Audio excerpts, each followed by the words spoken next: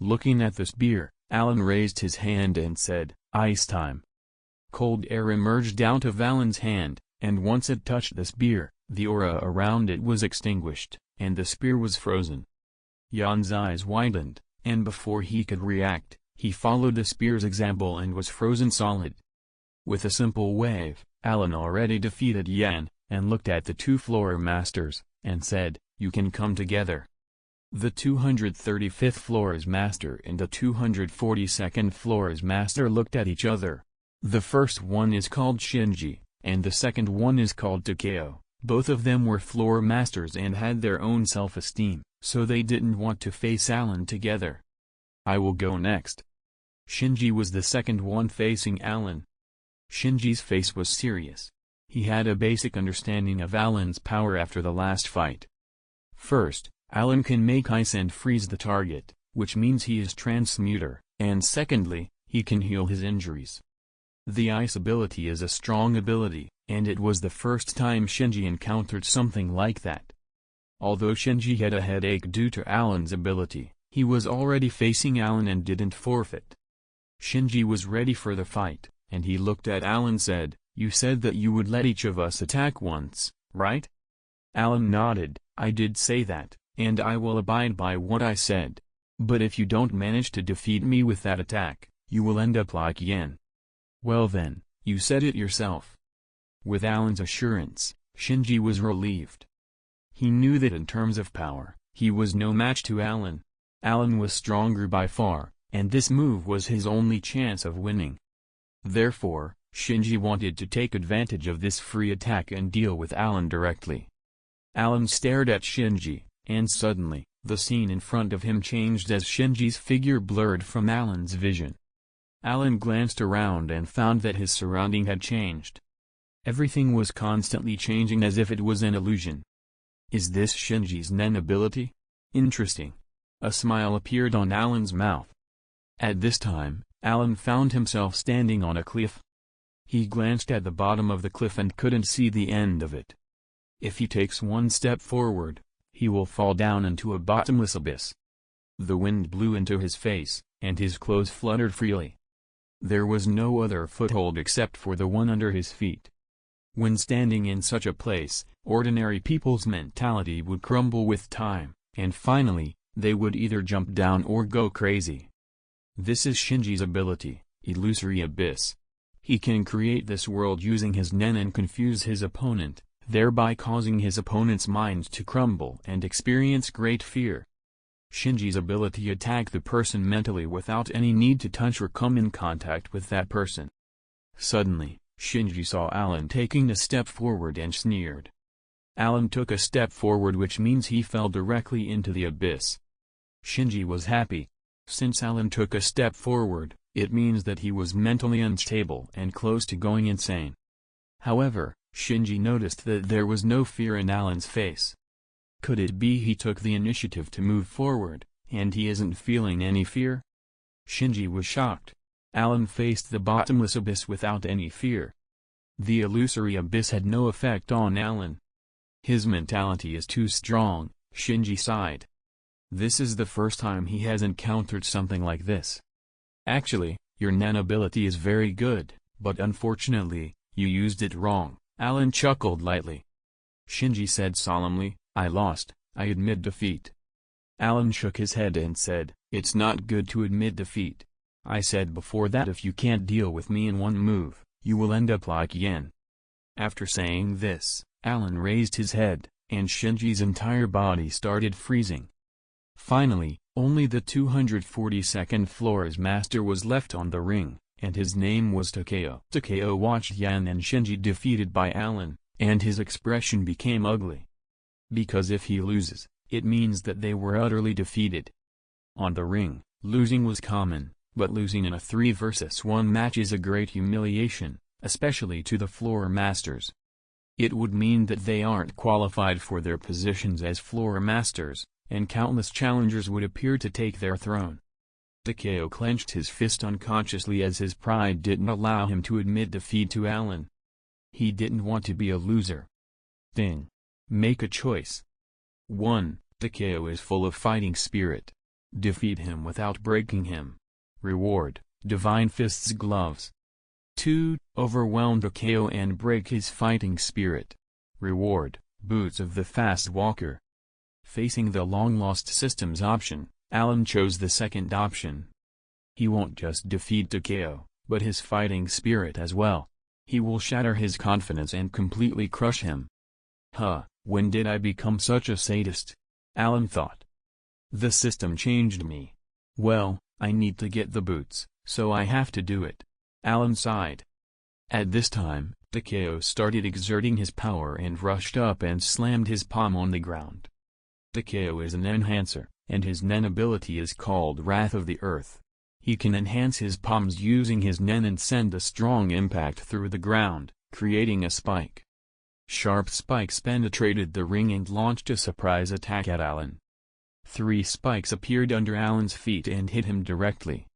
The spikes penetrated Allan's body, making the audience look in disbelief and Takeo laugh proudly. Haha, my Wrath of the Earth is invincible. Oh really? That not exactly true. The smile on Takeo's face suddenly vanished as his face stiffened. He looked at the spikes that penetrated Allan's body, and to his shock, they turned into ice and crumbled down while Allan stood there uninjured. How is this possible? My attack hit him, Takeo exclaimed in surprise, and he quickly calmed down. He remembered that Yan also pierced his with his spear, but Allan emerged intact after that. Is he immortal? Takeo couldn't help thinking such an absurd idea facing his current predicament. No, that's impossible, even if the most powerful nen user can't have an immortal body. Takeo quickly denied that idea. If Allan is immortal, then he is no longer human, but he is human. Although he denied that Allan is immortal, he couldn't deny that Allan has a strange ability that made him immune to damage. Damn it, what should I do? Takeo was in trouble. He didn't know if he should attack or defend. Because he believed that even if his attack hit Allan, he won't harm him. Wait, even if he is immune to damage, he will consume his power as long as he uses that ability, or if the damage reaches a certain level, he won't stay immune.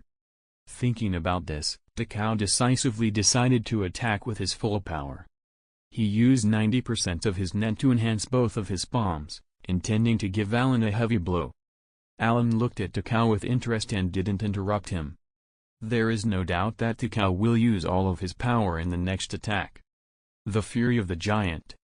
Takeo slammed his palms on the ground, and a strong impact shook the ring violently. Immediately after, the ring split into 4 or 5 parts, and a giant composed of gravel and mud formed. The giant fist hurled toward Allan with one punch after the other. Takeo believed that even if Allan is immune to damage, it's impossible for him to remain unscathed after the bombardment from the giant. However, at this moment, Takeo felt the temperature around him drops. What's going on? Why is it so cold? Suddenly, his eyes widened as the giant was suddenly frozen solid. The cold air froze the entire arena and froze Takeo along with it. Takeo used all of his power and broke the ice, freeing himself.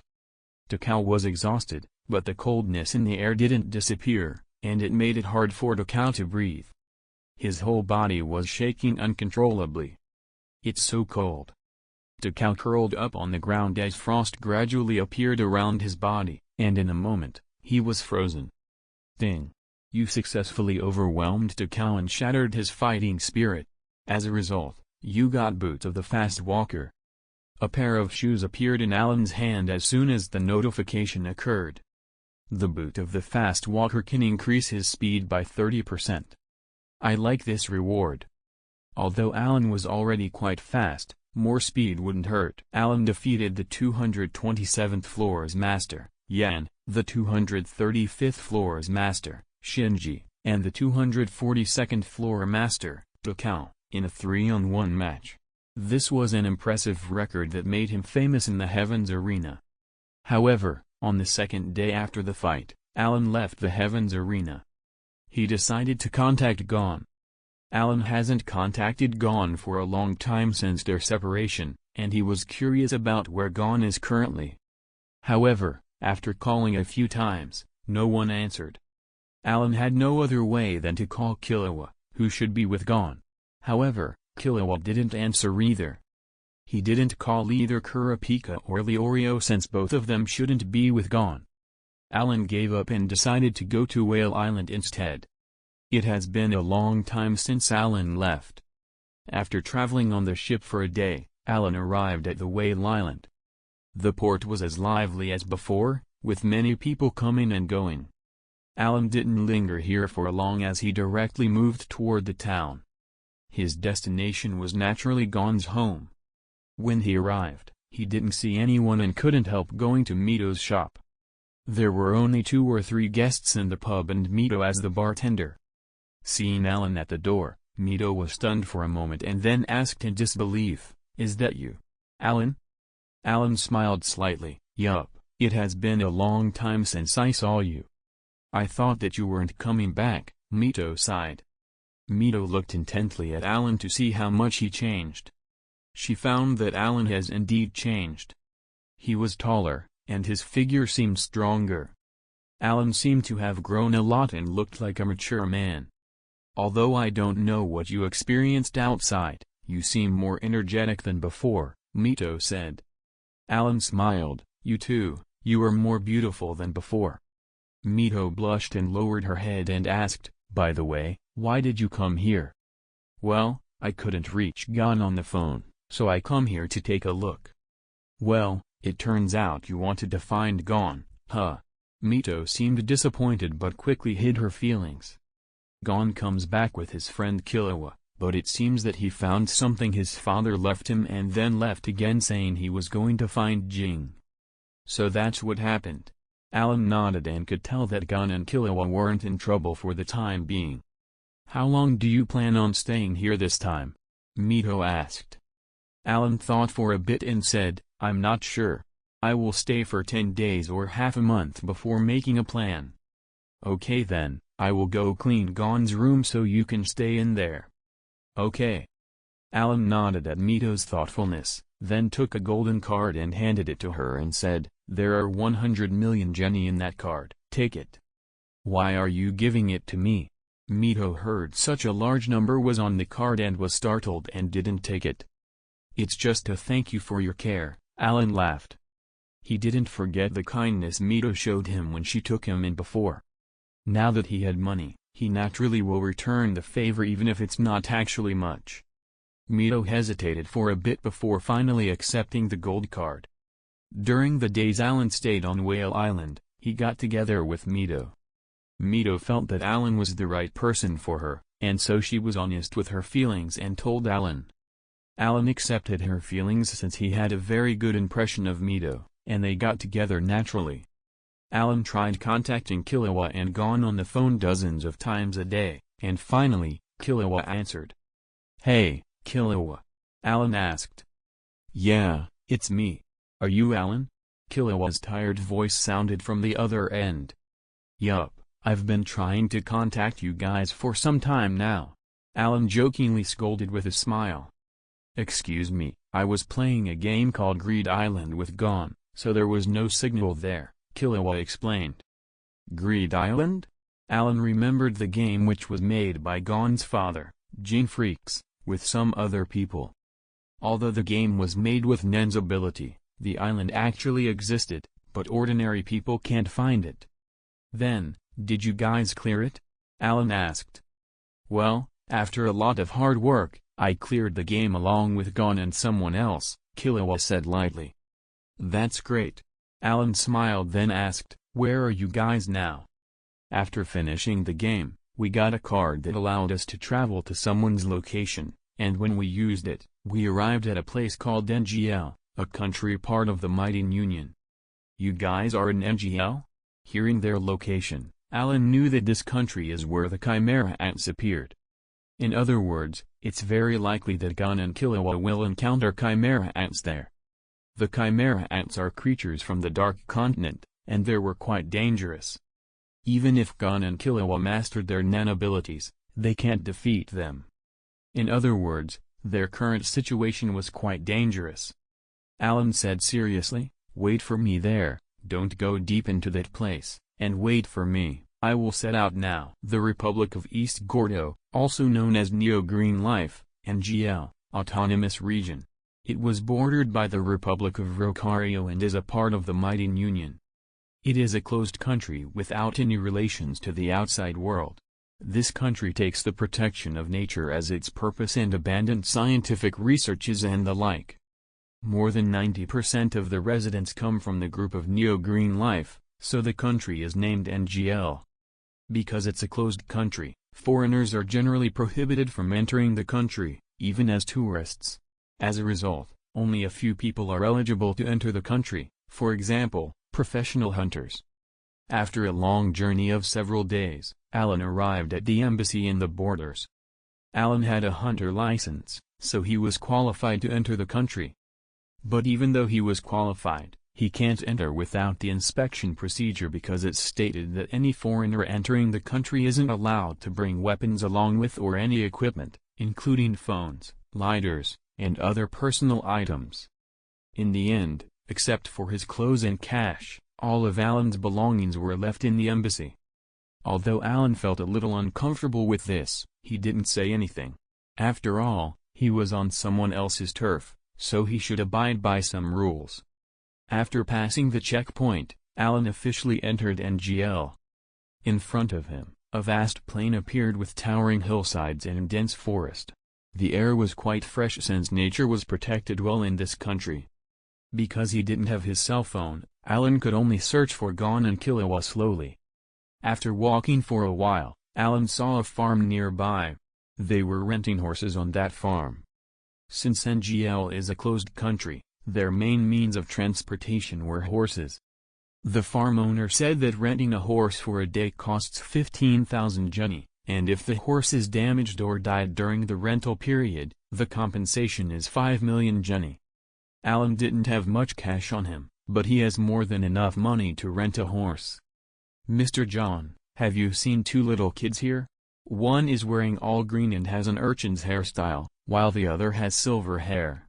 Both are about 12 to 13 years old. Hearing this, the owner, Mr. John, nodded. Yes, since there are only a few people in this country, I remember every customer. They are called Gon and Killua, right? Yes, those two. The owner said, Gon and Killua rented a horse previously, and there is another person with them named Kite. After they rented the horses, they set off along the coastline while saying they would survey the biological life forms there. You can look in the villages along the coastline. You will find them. How long since they left? Allan asked. About today. Thank you. Knowing the direction where Gon and Killua left, Allan immediately rode his horse and set off. Allan naturally knew Kite, who is Janefrix's student and a professional hunter. Originally, Killua, Gon, and Kite were investigating the Chimera Ant. But, unfortunately, they were attacked by Neferpito. In order to save Gon and Killua, Kite stayed behind to fight with the cat woman. However, in the end, he lost and was killed. I must find them quickly. Otherwise, I will be too late. Allan sped up and activated his Heaven's Eye ability to search for Gon and Killua. In a village 10 kilometers away from Allan, the three hunters discovered that a farmer disappeared strangely. When Allan arrived in the village, Killua, Kite, and Gon already set off to the next one. However, Allan noticed the clue left behind by Killua for him. Through the clue, Allan learned that they were going to the next village and planned to go deeper into the NGL. Allan didn't stop and directly set off toward the next village. As for the disappearing villagers, Allan could only think of the Chimera Ants hunting them for the queen to enjoy. It means that the Ant King Ryuum wasn't born yet. Allan guessed. Just as when Allan set off toward the next village, he saw something in the sky flapping its wings and blocking the sun. Allan glanced and saw hundreds of them. They were similar in size to humans, but their appearance was different as they have weird shapes. Allan took a close look and found they were Chimera Ants. At this time, the Chimera Ants captured dozens of villagers and planned on returning to the nest. When Allan saw this, he planned on killing them. Thing. Make a choice. 1. Eliminate those Chimera Ants. Reward. The vampire scythe. 2. Followed the chimera ants to their nest. Reward, the great sword of storm. Seeing this, Allan thought for a while before deciding to follow the chimera ants to their nest. Since Allan can use Zetsu while also using his Rakushiki techniques, he can use Moonwalk to follow behind them quietly. After 2 hours, when it was getting dark, the chimera ants landed on a mountain peak. Allan saw a huge cave in the mountain. The chimera ants grabbed the villagers and directly entered the cave. After some time, the system gave Allan his reward. Ding! You successfully found the nest of the chimera ants. You got the great sword of storm. Allan noticed 4 soldiers in front of the cave acting as guards. When Allan appeared in front of them, they became vigilant.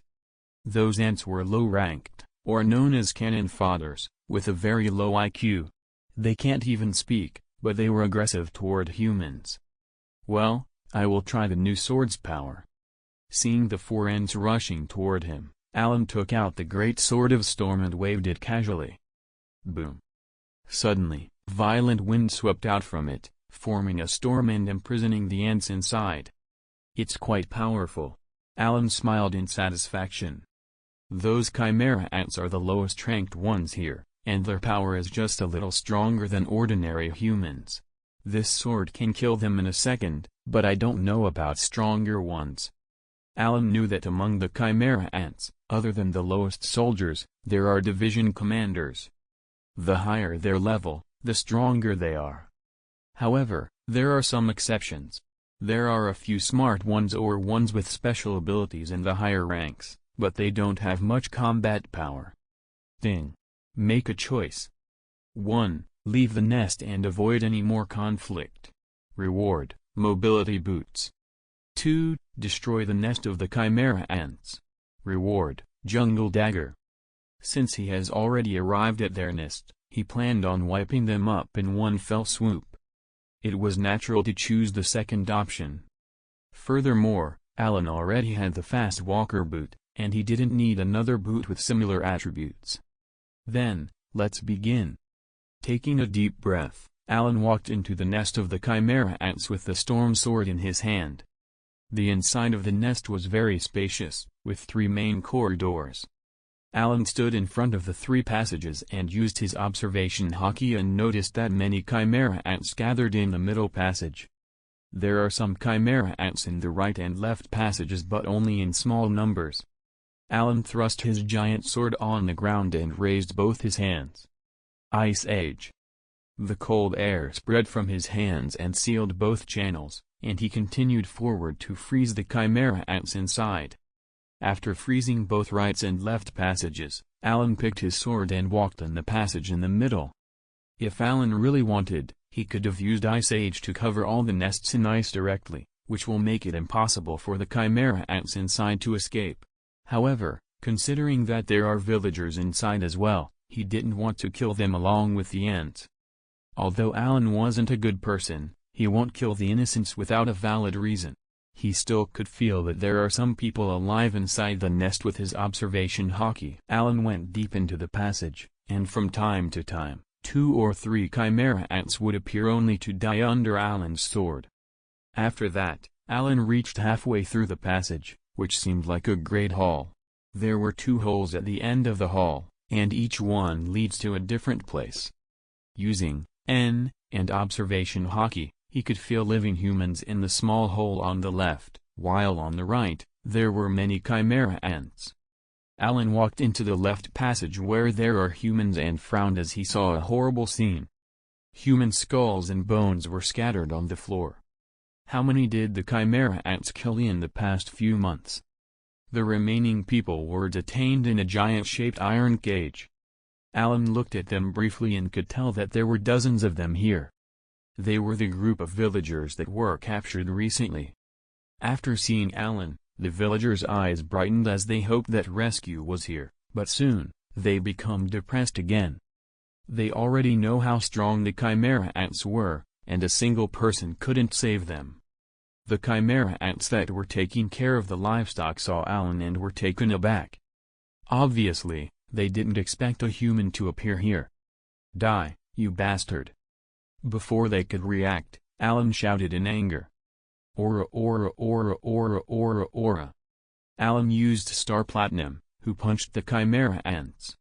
Under Star Platinum's attack, the Chimera ants were beaten down and smashed into the ground. Allan was venting his anger after witnessing all the skulls on the ground. The villagers saw the Chimera ants being destroyed and couldn't help staring at him. They realized that Allan wasn't an ordinary person. "Please help me. Save me." The young and old villagers begged, looking really pitiful. They put their hands on the cage bars hoping that Allan will save them and take them out. "Don't worry, and I will get you out of here." Allan directly waved his sword and controlled his strength to split the cages open, releasing the villagers inside. The freed villagers directly gathered around Allan and thanked him. "Follow behind me, don't run around," Allan said. The villagers considered Allan their savior and naturally followed his orders obediently. Allan led them to the small hole and came out to the spacious fan-shaped hall. There was a large group of ants when they came out, probably because the villagers made loud sounds while moving. The villagers panicked seeing the ants, while the ants moved quickly to kill them. Allan snorted and directly waved his sword of the storm. Boom! A strong current of wind generated inside the large hall, lifting the ants before slicing them up. Once he solved them, Allan looked at another place as he could feel the Chimera ants there. Ice Age.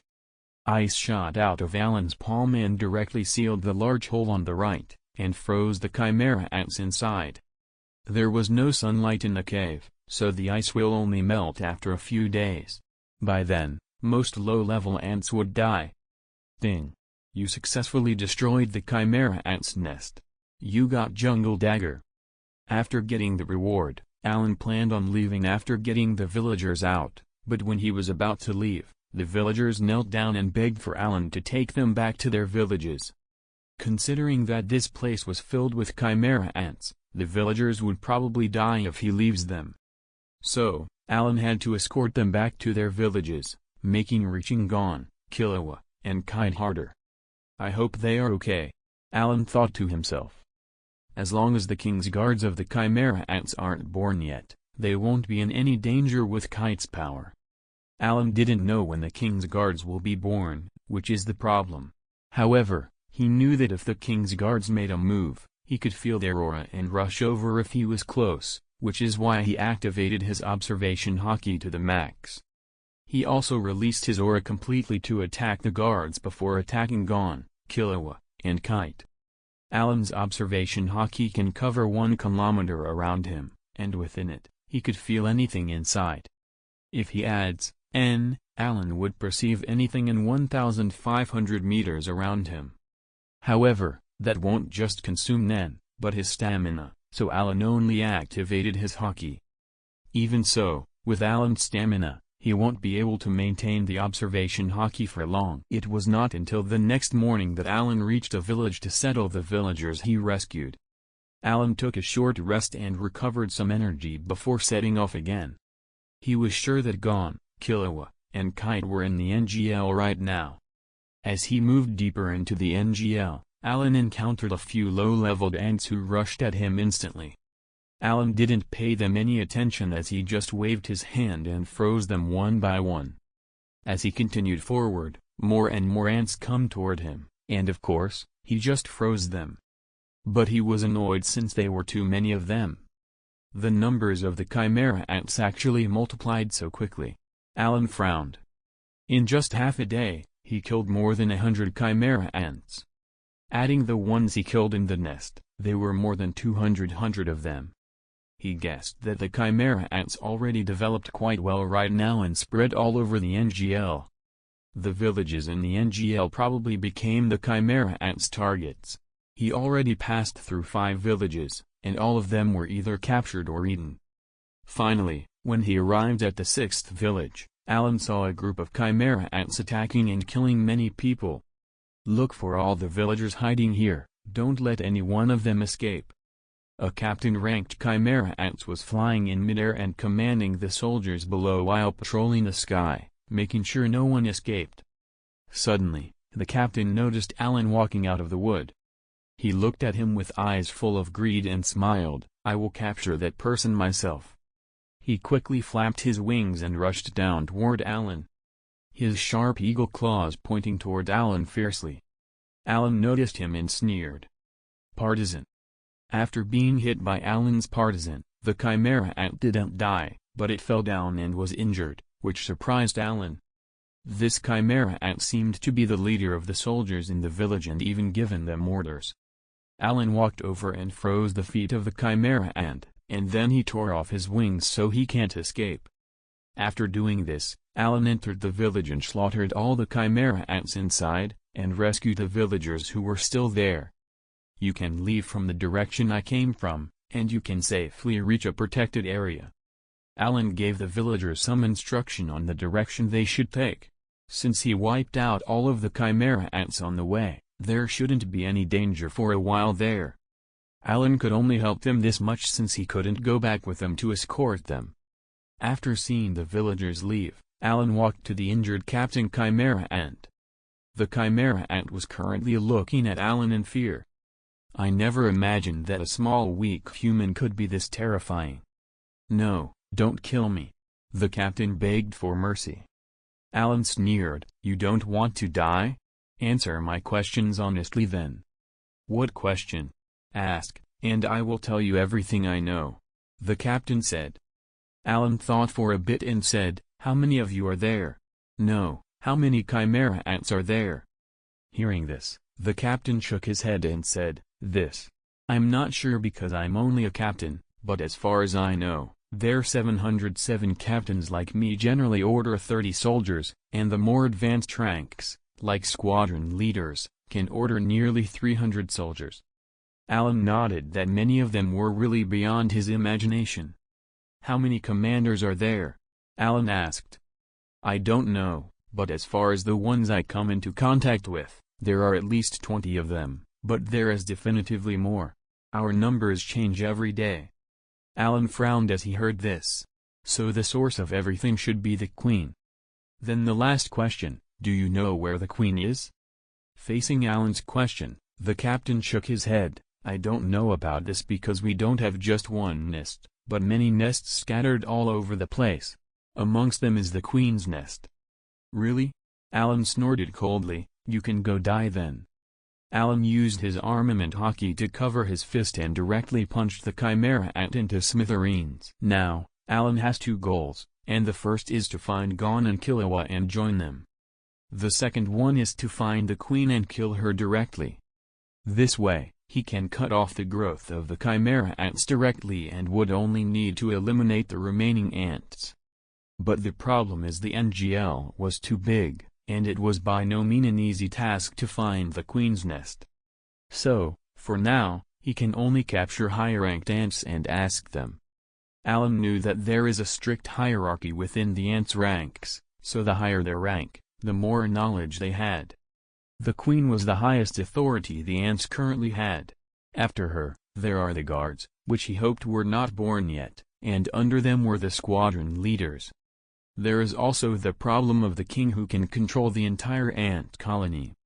In the NGL, other than Allan, Gon and Killua killed many ants under the leadership of Kite. A few kilometers away from Gon's current location, a cave suddenly exploded. Allan walked out of the cave after wiping out all of the ants, but he didn't find any high-ranking ones. Of course, he didn't rule out the possibility that he actually wiped them out as well. Due to the continuous extermination, some powerful ants became aware of the intruders. In order to eliminate them, the ants' squadron leader united and formed a dozen search teams to scan the entire NGL. Soon, Allan's trails were discovered by the ants. They immediately reported Allan's location to a nearby squadron leader. Allan, of course, could sense the ants around him easily, but he didn't deal with them in the hope of attracting someone of a high rank. Soon, the chimera ants appeared around Allan and surrounded him. Allan looked around and could see about 100 ants. They looked the same as the previous ones, but they felt stronger. "Is this the harvest season?" Allan sneered. Allan sensed the strongest amongst the ants, and he could tell that he was a squadron leader from his aura. "I will deal with you later." Before he dealt with the leader, he will get rid of the small fries first. Ice spikes. Within 50 meters, a burst of ice spikes emerged one after the other from the ground and stabbed in every direction. Before the ants could react, they were stabbed and pierced by the ice spikes. One move dealt with 100 low-level ants. Allan's eyes directly moved toward the squadron leader, who was responsible for giving orders a few hundred meters away. The squadron leader saw his soldiers wiped out and stayed still in shock. "That guy is terrifying." The squadron leader felt Allan's gaze on him and shivered. He directly turned around and wanted to escape. "You want to escape?" Although Allan rushed over as fast as he could, the squadron leader dove into the ground too fast and disappeared. Although Allan could find him anytime, he wanted and sealed his path by freezing the ground, and he didn't do so for now. The squadron leader who escaped returned to the nest, and another squadron leader saw him alone and directly asked, "Zach, why are you alone? Did you get rid of the intruders?" The squadron leader named Zach replied, "Parker, it's horrifying. I have never seen such a terrifying human before." "What happened?"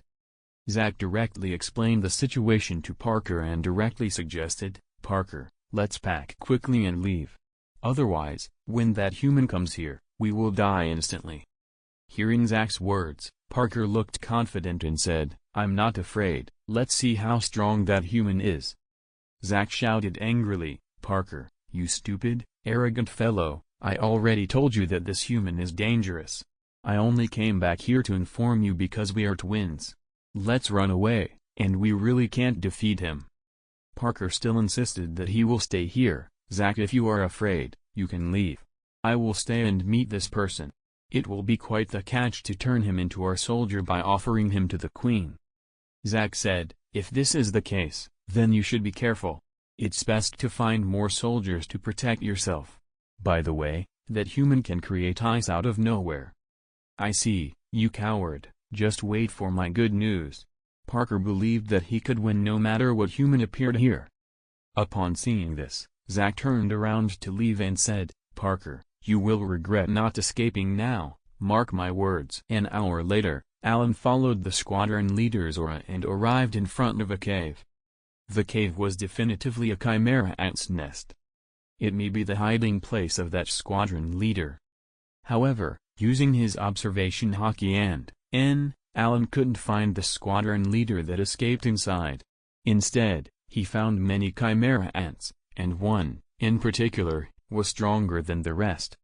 Allan decisively made his way in, and as soon as he went in, he met a group of ants. These ants seemed to be waiting for Allan's arrival, and as soon as he went in, they sealed the exit with a rock. "Hey, are you the human that made Zach so frightened that he fled? It seems like you are indeed capable, but you out of luck since you met me now," the squadron leader said in a confident voice and looked at Allan with eyes full of greed. This ant was the one who refused Zach's suggestion of escaping before Parker. Seeing the ant speaking to him, Allan sneered and asked, "You should be a higher-ranked chimera ant. Are you a squadron leader?" "Oh? Do you actually know my rank? It seems like you've done your share of information gathering here." Parker was slightly surprised. "Since you're a squadron leader, you should know where the queen is currently, right?" Allan asked. "What?" Parker froze. "Are you looking for the queen?" Allan nodded. "Well, that's right, tell me where she is, and I won't mangle your body after killing you." Hearing this, Parker laughed. "What a joke, a mere human thinks he can defeat me. What qualification do you have to even glance at the queen?" "My strength." Allan directly waved the sword of storm in his hand. Boom. The violent wind swept inside the cave and sliced the chimera ants inside. "What?"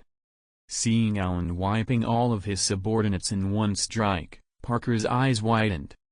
At the same time, Allan disappeared and reappeared in front of Parker's face. Parker was tall, shaped like a brown bear, and looked really fierce, but in front of Allan, he was just an ant, pun intended. He started regretting staying here and not leaving with Zach, but there is no medicine for regret. Since Allan appeared in front of him, he had no chance of survival.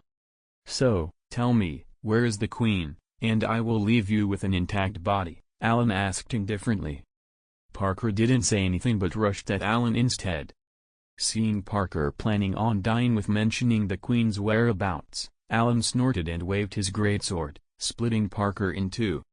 Allan walked out of the cave and touched his stomach, which growled in protest since H hadn't eaten anything in a while now. I'm hungry. There is nothing to eat around here since all of the animals were eaten by the chimera ants. Allan finally returned to the cave and roasted Parker. Although it was a chimera ant, its meat was quite good, and it tasted like chicken. After filling his stomach, Allan went to the next village. After entering, he didn't see a living soul there, which means that this place was also attacked by the chimera ants. Allan expected this. Since this place was in the middle of the NGL, and chimera ants were all around, it would be weird if the village wasn't attacked. Suddenly, Allan could feel the presence of the chimera ants and a lot of them.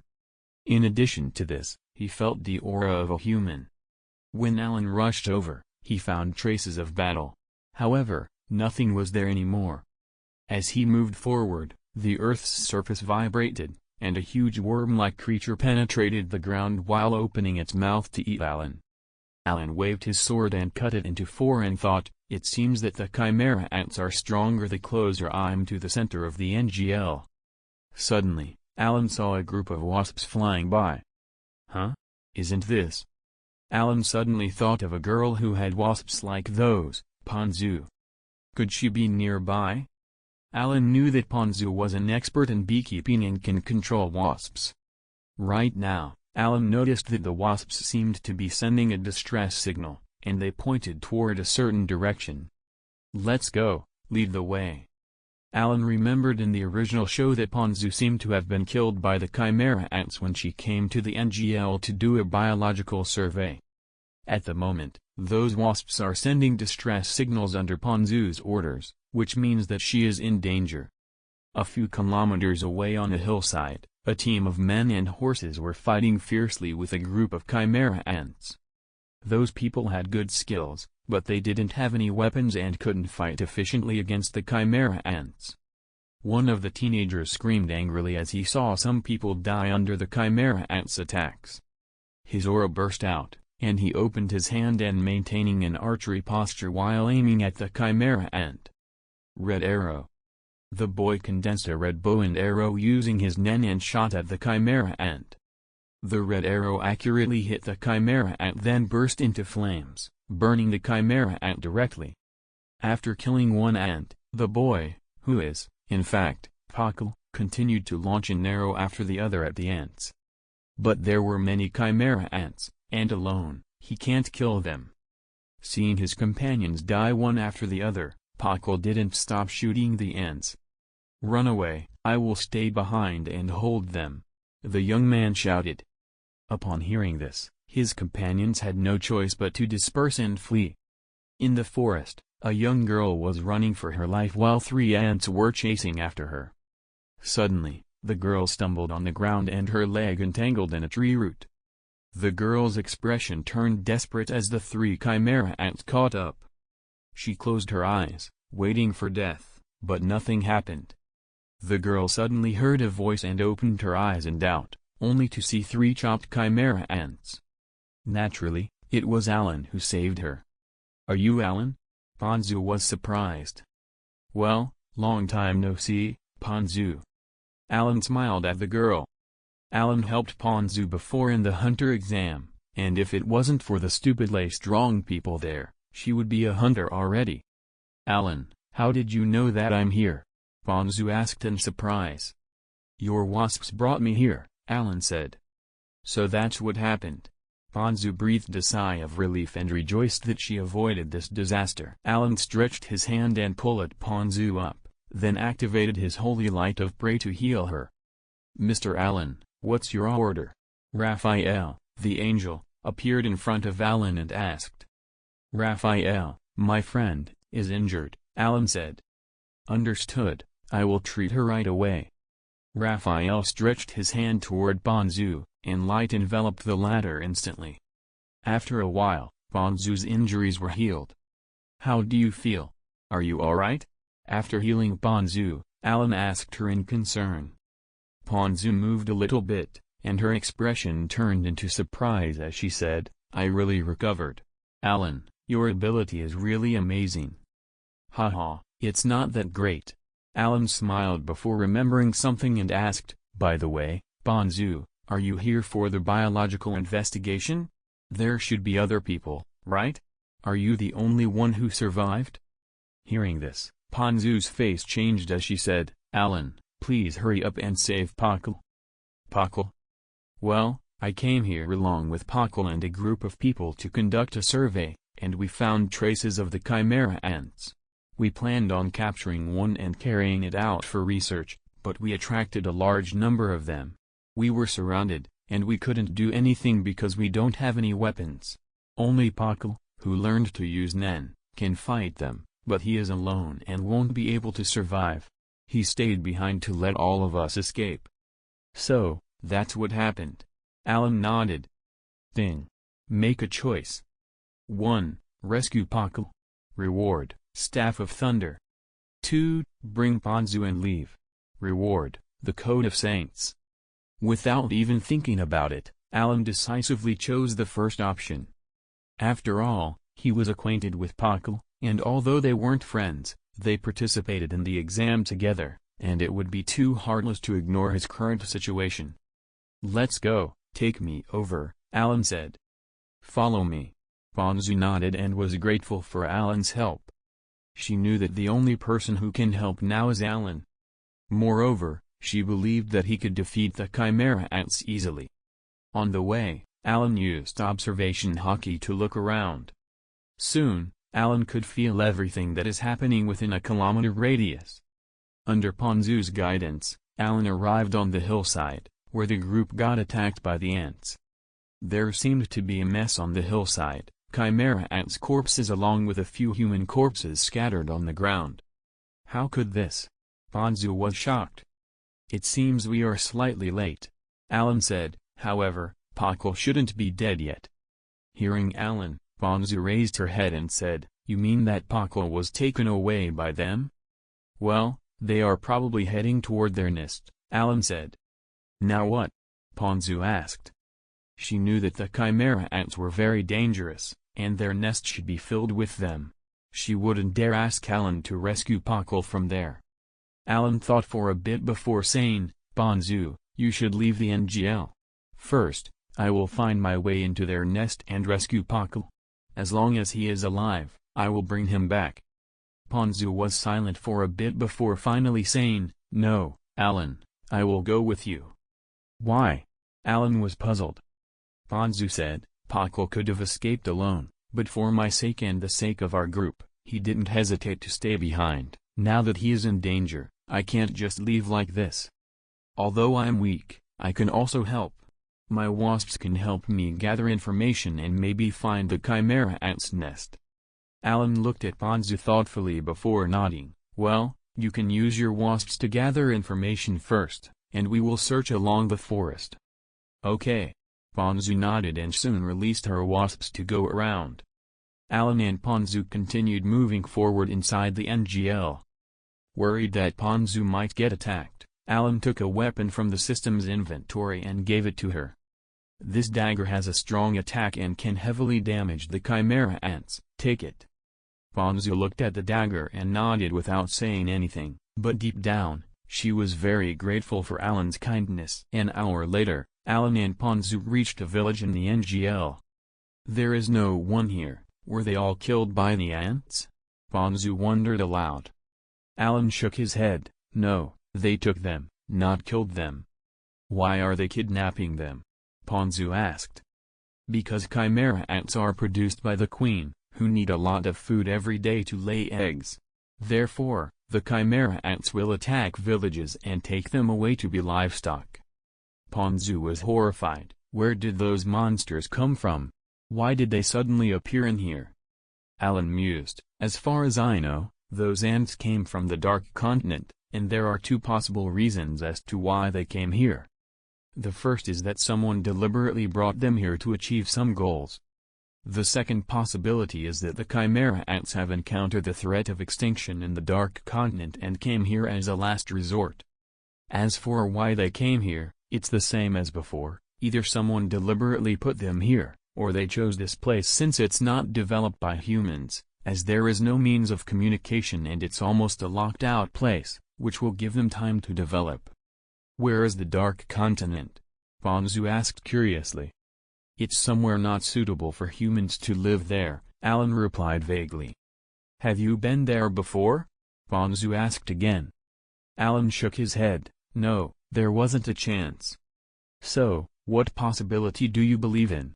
Did they come here by themselves, or did someone bring them here? Ponzu asked.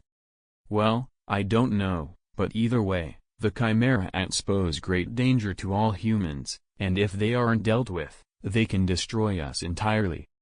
Ponzu seemed surprised by this. Do you mean this is a war between races? Allan smiled and said, it's not a way yet, but no matter how powerful the Chimera ants get, they can't eradicate humans. They are dangerous because they don't have a natural predator. If they go to areas where humans are developed with high-tech, they wouldn't have gone so far. Ponzu nodded. At this time, a wasp who was searching for the Chimera ant's nest flew back. Ah, there is only one left. The others were killed, Ponzu said with eyes full of tears. She raised each wasp with great effort, and by the time she could communicate with them, losing one was equivalent to losing a friend, and now, only one of them is left. Did that wasp bring any information? Allan asked without comforting her. Ponzu nodded. Well, it told me that there is a cave a few kilometers away, and Chimera ants were moving inside, but they aren't sure if Pakal is there. Okay, let's go and take a look then. 10 minutes later, Allan and Ponzu reached the cave. Allan instantly used his observation hockey to search the cave and discovered many Chimera ants in there. Let's go in, Allan said. Ponzu nodded and followed while holding the jungle dagger tightly in her hand. After the two entered the cave, the Chimera ants quickly detected them. Several strange-looking ants rushed toward them brainlessly. They were the lowest-ranked ants. Allan killed them directly, but he left one for Ponzu to kill. Seeing this, Ponzu slashed her dagger down toward the ant, and to her surprise, the ant was chopped down cleanly. So sharp. Killing a Chimera ant with a single slash was something she didn't imagine. Haha, I said before, this dagger has a special effect on creatures like the Chimera ants. Even ordinary people can kill the Chimera ants with that dagger, not to mention someone much better than normal people. Ponzu was no longer afraid of the Chimera ants and was quite confident now. The two marched forward all the way inside the cave while beheading as many Chimera ants as they encountered. Finally, they reached the innermost chamber and saw a large pile of bones on the ground, and those bones belonged to humans. Those Chimera ants made meatballs out of the captured humans and then transported them to their queen. At the same time, many people were still in the iron cages witnessing the slaughter without being able to do anything. This is so terrible. Ponzu saw this for the first time in her life and was frightened and almost vomited. When the ants noticed Allan and Ponzu, they rushed toward them, but Allan just waved his storm blade, beheading them directly.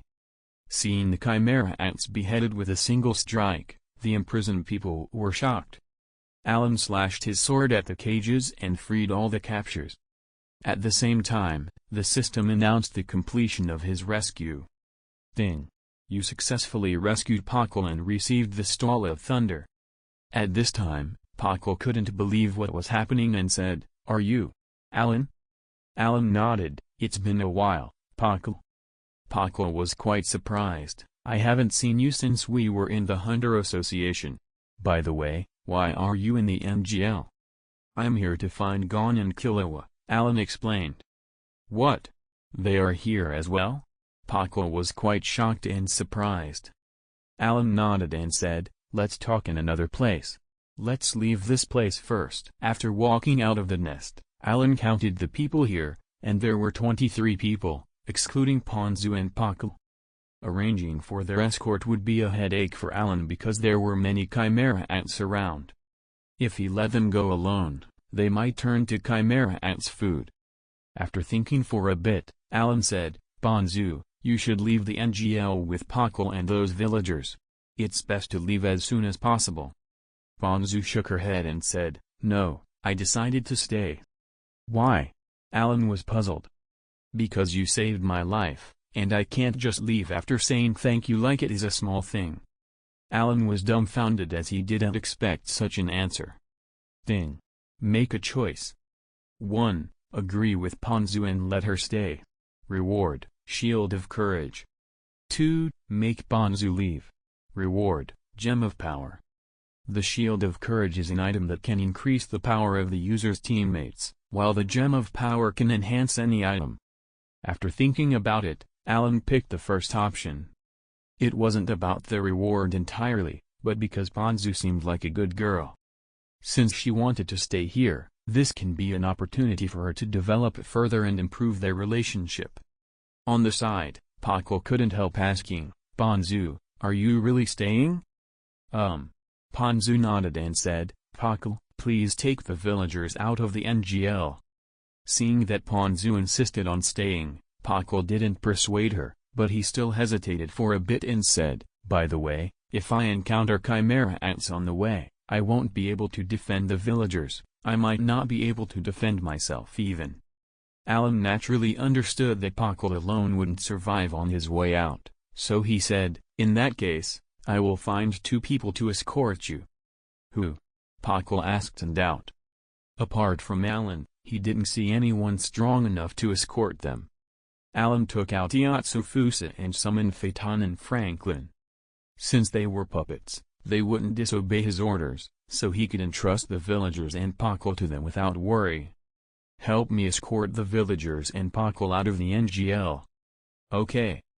Phaeton and Franklin obeyed unconditionally.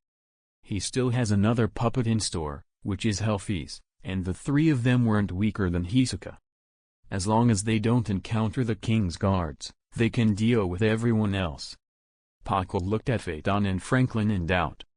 Allan directly said, "Don't worry, both of them are as strong as Hisoka. They can protect you till you leave."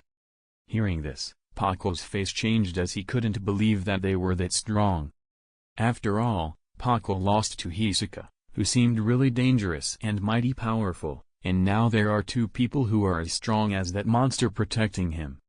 After overcoming his shock, Pakal thanked Allan for his help. "When I go back, I will call Chairman Netero and ask him to come over," Pakal said. He knew how dangerous the current situation was, and if it's not solved soon, there would be great danger. After Pakal and the 23 villagers left, Allan said to Ponzu, "Okay, let's go search for Gon and Killua." Ponzu nodded. "Do you regret staying here with me?" Allan couldn't help asking as he saw Ponzu lowering her head and staying silent. Ponzu gently shook her head and said, "No, I don't regret staying here." "Then why are you staying silent?" Allan asked. Ponzu hesitated for a bit. Then she said, "Do you think I will drag you down? After all, I'm weak, and I still insisted on staying with you." Hearing this, Allan smiled, "So, you were worried about this? Don't worry, and I'm strong enough to protect you. You're not a burden." Hearing this, Ponzu sighed in relief, "That's great then. I hope I can help you." On the way to Gon and Killua, Allan noticed that Ponzu didn't have any way to protect herself, so he gave her the Staff of Thunder and the Shield of Courage. "Ponzu, take these 2, Allan said. "What are those?" Ponzu asked curiously. "This is the Staff of Thunder, and this is the Shield of Courage. Use them to protect yourself," Allan explained. "But you already gave me the jungle's dagger," Ponzu replied. Allan smiled, "Compared to the jungle's dagger, these 2 items are more suitable for you." "Really?" Ponzu stared at them with wide, curious eyes and asked, "How do I use them?" "The Staff of Thunder can release lightning-like energy to strike at enemies from a distance. So it can take away the hassle of getting close to those chimera ants," Allan explained. Ponzu exclaimed, so strong. What about the shield? The shield of courage can defend against attacks and enhance your teammates' attacks, Allan explained. In other words, I can use the shield to increase Allan's attack power, right? Allan nodded. At this time, Allan saw a chimera ant close by and said, "Here, I will demonstrate their effect." So Allan picked the Staff of Thunder and pointed at the chimera ant in the distance. Go!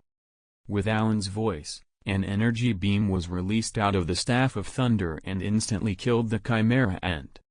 That's amazing, Ponzu exclaimed in surprise. The range of attack of the Staff of Thunder is about 50 meters. Within this range, you can hit any creature, but remember, the farther the target is, the weaker the attack gets and vice versa. Also, you can charge the attack before releasing it. The longer the charge is, the stronger the attack gets. What about the Shield of Courage? It's very simple. For defense, you just lift it up, and if you want to buff your teammates, think about releasing the energy inside it. Understood. After receiving the items, Ponzu returned the jungle's dagger to Allan. At this moment, Allan felt a few oars approaching them, and soon 3 chimera ants stood in front of them. The ants didn't rush in but were vigilantly observing from a distance. That man looks very strong. That woman isn't strong, and she's just a normal person. In that case, we only need to kill that man. The 3 ants instinctively felt danger from Allan and decided to go against him together while ignoring Ponzu. Allan could tell that those 3 were squadron leaders from their aura, but he wasn't going to face them. Instead, he looked at Ponzu and said, "Ponzu, take care of them." Okay. Ponzu was a little nervous, but she didn't hesitate. The 3 ants slowly approached Ponzu and Allan, moving slowly, step by step in caution. Allan stood behind Ponzu while watching the ants, ready to protect Ponzu if she was in extreme danger. "You want a woman to deal with us? Humph, you're underestimating us. A mere human dares to look down on us. Let's kill the woman first, then deal with him." The ants saw that Allan wasn't going to make a move, so they decided to kill Ponzu first before joining hands and killing him. "Go ahead, Ponzu." Seeing the ants were within 10 meters, Allan reminded her. "Yes." Ponzu nodded, raised the Staff of Thunder and pointed at one of the ants, then shouted, "Release." In the next second, a burst of energy rushed out, blasting toward the ant, who couldn't react in time. Boom. The energy exploded directly, killing the ant. The other 2 were stunned as they didn't expect this girl to have such a strong attack. "Release." Ponzu, without hesitating, once again attacked using the Staff of Thunder, killing the second ant. The last ant finally reacted and rushed toward Ponzu quickly, which made the latter raise the Shield of Courage, and with a bang, she blocked the ant's attack. Damn it. The ant didn't retreat but instead kept attacking, and mysteriously, every hit was directed toward the shield. He could have attacked anywhere else, but he mysteriously attacked the shield. Charge release. Ponzu held the Staff of Thunder that was being charged and aimed at the ant before releasing an energy attack from a close distance. The chimera ant couldn't react and directly exploded. After finally dealing with the 3 ants, Ponzu sat down exhausted. Although she killed the 3 ants, she consumed too much energy. "Good job, Ponzu." Ponzu blushed slightly at Allan's praise and said, "It's all thanks to the items you gave me. Otherwise, it would have been impossible for me to kill them by myself." As night fell, Allan and Ponzu ate dinner and then went to a deserted village to rest. Every single villager from this village was either killed or captured by the ants. "Aren't you going to rest?" Ponzu looked at Allan sitting beside a door and asked. "This place is full of chimera ants that can appear at any time, so I will sit here to guard. If you're sleepy, go ahead and sleep." "All right." Ponzu didn't have much energy to stay awake anyway.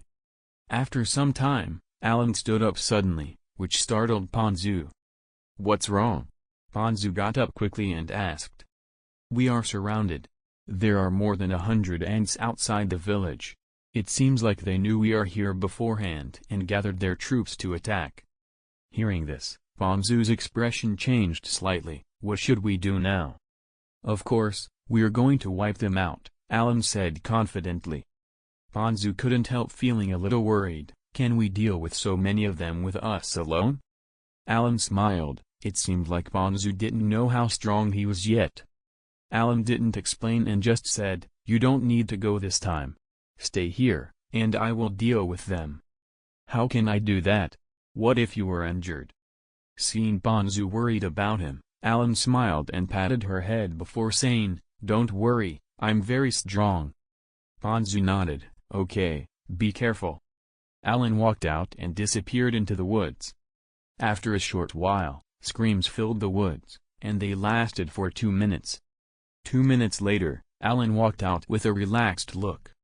He killed a total of 123 ants, including the squadron leaders. The squadron leaders were following them for a while now, but Allan didn't do anything and waited for them to act. They gathered their troops and surrounded the village at night, preparing to ambush them while they least expected, but they underestimated Allan too much. Even if another 10,000 of them appeared, he could deal with them without even consuming much energy. It will just cause an annoyance at his current level. Other than the Ant King and his guards, Allan didn't think other ants could actually give him a fight. But it seems like the guards weren't born yet. Allan seemed to raise a flag because as soon as he thought of this, a terrifying aura appeared from a distance. Huh? This aura? Allan's face changed slightly as he spread his observation hockey. Although he couldn't tell how far that aura was, he was sure that it was only a few kilometers away. This was the most terrifying aura Allan felt since coming to this world. This aura can be compared to Xeno's Zoldyck and even Netero, but since Netero and Xeno didn't go all out against Allan, the aura he was feeling was stronger than what those monsters showed before. Allan was sure that the source of this aura was one of the king's guards. Thing. Make a choice. 1. Look for the source of the aura and meet him. Reward, who you? 2. Retreat. Reward, Mado. Needless to say, Allan picked the first option. After all, he came here to save Gon and Killua and fight the ants. After Allan returned to the village, Bonzu saw Allan's serious face and asked, "What's the matter?" A monster appeared, Allan said and took a sip of water. Monster? Aren't the Chimera ants monster? Didn't you deal with them? Are there more? Well, a very powerful monster appeared, and even if Chairman Netero came here, I'm afraid he had to face it seriously.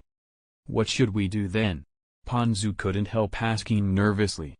If someone like Chairman Netero couldn't handle a monster, then no one can. Allan said, I'm worried that this monster will look for Gon and Killua, so I'm going to look for it. Are you confident in facing that monster? Bonzu asked. Of course, Allan laughed without explaining much. Without mentioning his own power that reached the peak of this world, he had a bunch of skills that could defeat the king's guards. For example, his Ice Fruit, Star Platinum, Mangekyo Sharingan, 8 Gates, his swordsmanship skills. Each one of them was strong on its own, and using them together would be overkill. With those cards up his sleeve, Allan wasn't afraid even if the Ants King came.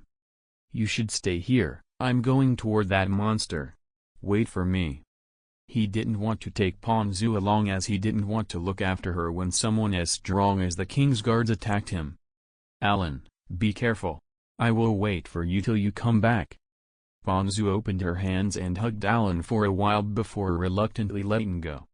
She felt secure with Allan around, and she needed that sense of security. Don't worry. I will be back. After saying this, Allan flashed quickly toward the monstrous aura. In the darkness, a shadow was quickly passing through the forest. At the same time, Gon, Killua, and Kite were resting in their camp to recover their spent energy. Suddenly, Kite, who was in charge of guard duty, suddenly felt a terrifying aura, and cold sweat covered his back. It was the most terrifying aura he felt in his life. What's wrong, Kite? Gon and Killua saw Kite's change and asked quickly. Both thought that Kite was exhausted after wiping out the chimera ants. Killua asked, "Kite, go and rest. I will guard tonight." Kite didn't respond and looked somewhere without saying anything, and his expression turned even more serious. "Gone, Killua, you guys leave quickly. Remember, don't look back and run away quickly. You need to escape as far as possible and absolutely don't get back here." "Run away?" Both Gon and Killua looked confused. Kite took a deep breath and said, "A monster is currently heading toward our location. You need to run now, and I will block it." "What? No way." Although they couldn't believe it, they had to comply when they saw how serious Kite was. "Let's go, Gon, let's listen to Kite." Killua quickly made his choice. Kite was stronger than both of them, and since even Kite said it was a monster, they wouldn't be able to do anything. "Kite, let's run away together," Gon said. Kite shook his head and said, "No, that monster has already made me its target. I can't go with you too, so leave quickly." But Gon still wanted to persuade Kite, but at this moment, Kite shouted, "Damn it, it's already here, run away quickly. I will stop it for a while." Just when Kite finished his swords, the monster in the distance rushed toward them. It was extremely fast, and none of them could react. In a blink of an eye, it was already in front of Kite, Gon, and Killua. When Gon and Killua reacted, they saw Kite standing in front of them, and his left hand was missing. "Kite, are you okay?" Gon asked in concern. Kite replied, "I'm okay. You guys quickly run away." "How could you be okay? You lost your left hand to protect us," Gon said angrily. Killua felt uncomfortable, but he was more logical than Gon.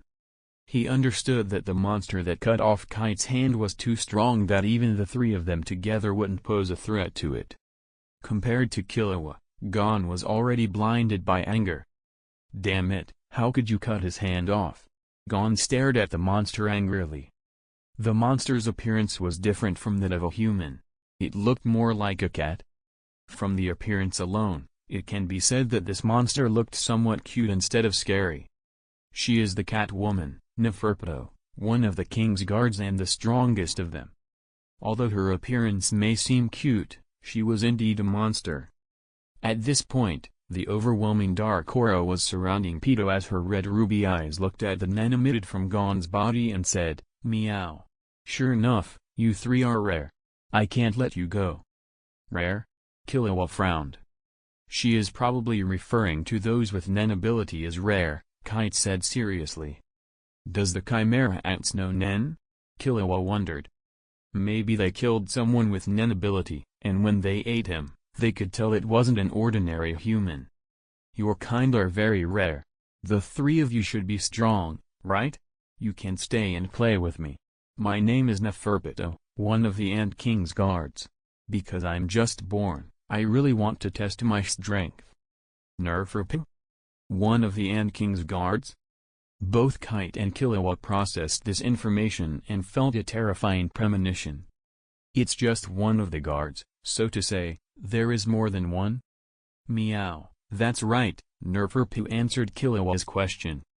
At this time, Gon already charged ahead with a charged fist. "Take this." Seeing the dazzling energy covering Gon's fist, Neferpitou didn't avoid it, but her eyes lit up. "Meow. Can you condense your force into your fist?" "Meow, okay, let's see how strong it is." Neferpitou put her arms in front of her to block Gon's Jajanken. In the next second, a bang resounded as Gon's fist hit Pitou's arm. The force of the fist knocked Pitou a few meters away, and that's it. Seeing the cat woman being blown away by Gon, Kite immediately shouted, "Hurry up, take Gon and run." "I got it." Killua nodded. He knew that Gon's punch wouldn't damage the cat woman. He directly shouted, "Gon, let's leave quickly." Gon realized that his attack didn't have any effect on Pitou, but he still worried about Kite. Yelled, "Kite, let's leave together." He knew that if Kite stayed back, he would die, and Gon didn't want that to happen. Although Kite was very helpless about Gon's impulsiveness, He knew that the latter was just being his kind self. At this moment, a terrifying aura enveloped Gon and Killua. Kite was taken aback. It seems that Gon's nen is completely useless against that monster. The aura seemed to turn into two dark claws grabbing Gon and Killua, respectively. Although Kite wanted to save them, he was powerless in front of the monster.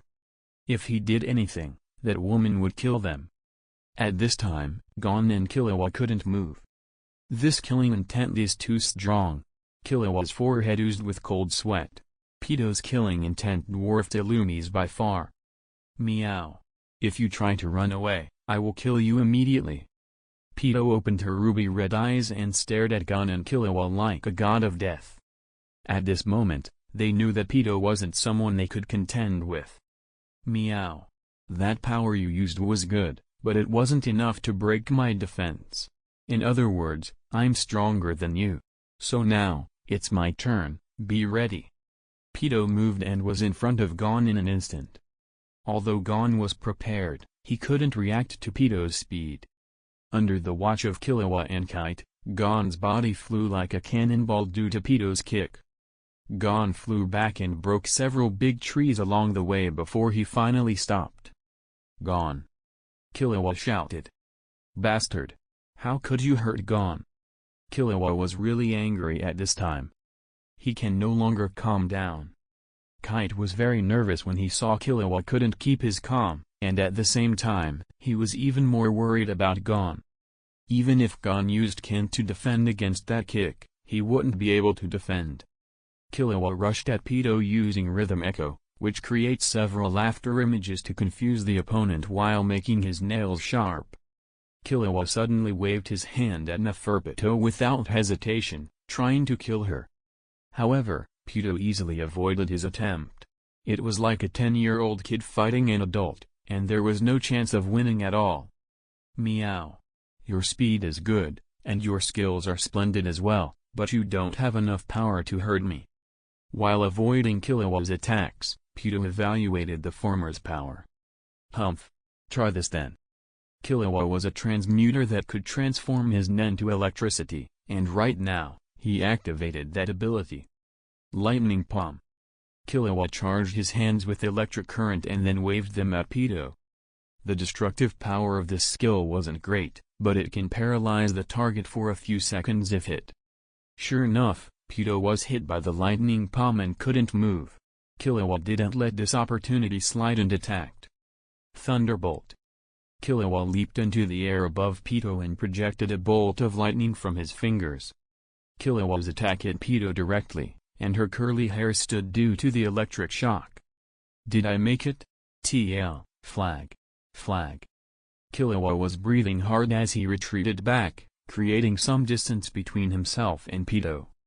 2 seconds later, Pito said, Meow. A good attack, but it couldn't cause any damage to my body.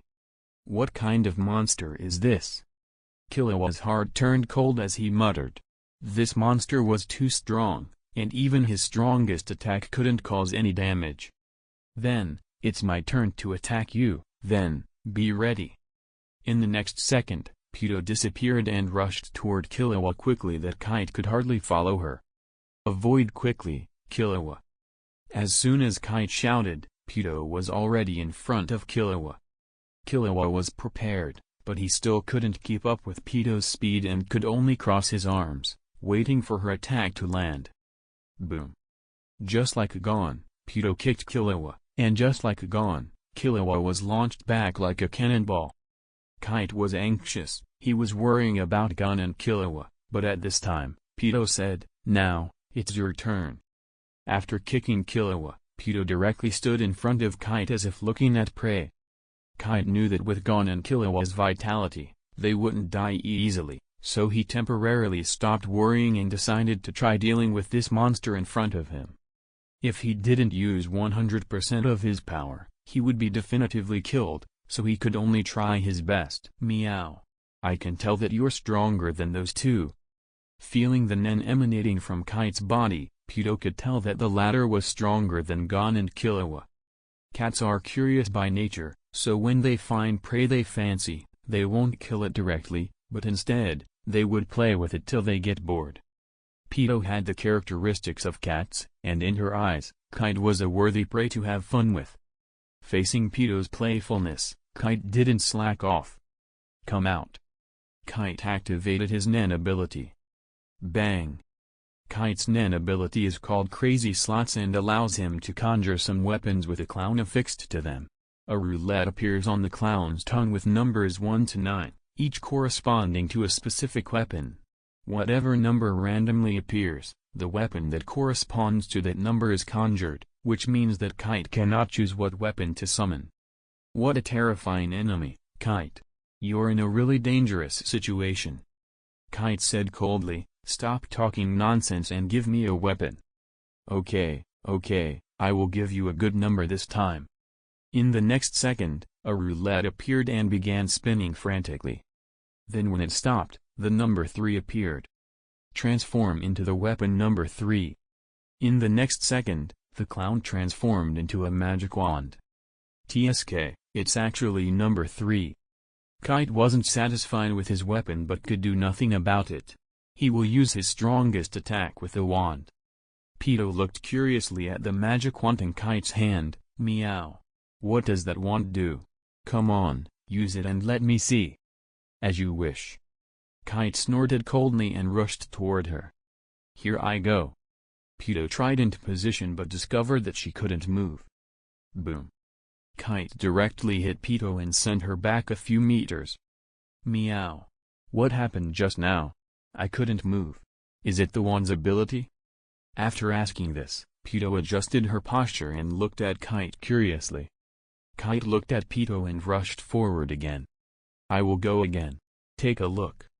Seeing Kite approaching, Pito readied her claws to attack, but once again, she couldn't move. Pito felt that her hands and feet were bound by something invisible. Boom. Once again, Kite hit Pito, and the latter flew back and broke 2 trees. However, even though Kite used all of his strength in that attack, Pito wasn't harmed at all. At this time, Pito aimed her claws at Kite. Those claws cut Kite's hand easily before, and if he was hit again, he would die. Facing Pito's attack, Kite used the wand in his hand to block her claws. However, even though he blocked her, he was still sent back a few steps. Pito took advantage of this and rushed again, attacking Kite frantically. In front of such a fierce attack, Kite could only stand still and defend. But Pito's attacks were getting stronger and stronger, and Kite could hardly resist anymore. Stop! Suddenly, the magic wand in Kite's hand released a huge amount of Nen and imprisoned Pito. Pito's attacks stopped as Kite's wand affected her again. This wand had the ability in which it can stop the target and imprison them for some time, and Kite could use this ability to attack and defend. After using this ability, Kite instantly distanced himself away from Pito and took a fighting stance. The effective range of this ability is only 3 meters, so if he was more than 3 meters away, it wouldn't work. Moreover, this ability consumed a lot of Nen and had a cooldown time, which is 30 seconds. And since Pito was too strong, he could only stop her for a second, and she would be free again. Pito suddenly released a huge amount of Nen as she got serious.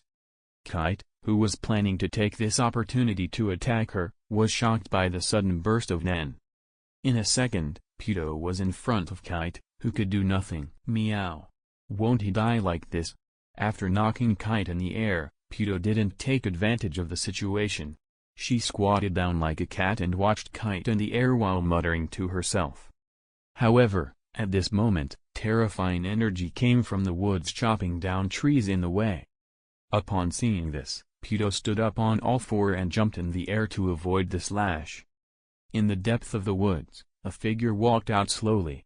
Looking closely, it was Kite, who was knocked in the air before. There was a large scar on his left shoulder, and he was no longer bleeding anymore. Fortunately, the wound he sustained was deep, and although it would affect him in battle, it wasn't hard to fight like this. I don't know how Gon and Killua are doing, so I must deal with this monster quickly. Pito fell back down while looking at Kite seriously. At this time, Kite was holding a scythe in his hand. It was the number 2, scythe. This scythe is extremely sharp and could possibly cut anything. Even a monster like Neferpito can be cut if hit directly. Silent waltz. Kite waved the scythe in his hand, sending a terrible slash toward Neferpito. Seeing the attack coming toward her, Pito didn't dodge this time but decided to face it head-on. Boom. A huge explosion erupted as the attack collided with Pito's claws. The trees all around them were cut down. Kite saw Pito squatting on the ground, but there was no apparent injury on her body. She actually blocked it? Kite was a little surprised, and he didn't expect that Pito's body was so strong that it could block his strongest attack. This is really painful. Look at this, Pito said and pointed at a scar due to the last attack. Kite snorted and rushed forward with his scythe in hand and engaged in close combat against Pito. Even without performing the silent waltz, the scythe was extremely sharp and quite powerful at close range. On the other side, Allan was getting closer and closer to Kite and Pito. He stopped on a hillside and then started searching. There are 4 presences, one is Pito without a doubt, the other strong one is Kite, the 2 weak ones should be Gon and Killua, and they seem injured. It took 2 minutes for Allan to find Gon and Killua. Both of them were unconscious and seriously injured. Allan lifted both of them to the edge of the bush and then used the prey of the holy light to heal them. After a while, they both regained consciousness. Allan? You finally arrived, Allan. Gon and Killua were pleasantly surprised as they saw Allan. Are you okay? Allan asked. Well, I'm okay. Gon clenched his fist as he said. No problem, I won't die. Killua smiled. You guys stay here, Allan ordered. Since he was going to fight Pito, he couldn't heal both of them completely. That Catwoman was strong. If he fought her while he was exhausted, it would be bad. Of course, he had trump cards and wasn't worried much, but just in case, he needed to be in a perfect state. Where's Kite? Gon asked. He was the first one to be hit by Pito, so he didn't know what had happened. I'm afraid that he is fighting that monster, Killua replied. He was also beaten by Pito, so he didn't know Kite's current situation, so he concluded that he must be fighting Pito right now. Kite's hand was cut off in order to protect us. With his injury, he won't be able to fight for long, Gon said worriedly. Yeah, although he is strong, that monster is much stronger than him, and it was just testing us before. If it really wanted to kill, Kite won't be able to resist, Killua said seriously. Don't worry, and I will help Kite, Allan said. Then, you should quickly go. We will wait for you here, Killua urged. He knew that Allan was strong.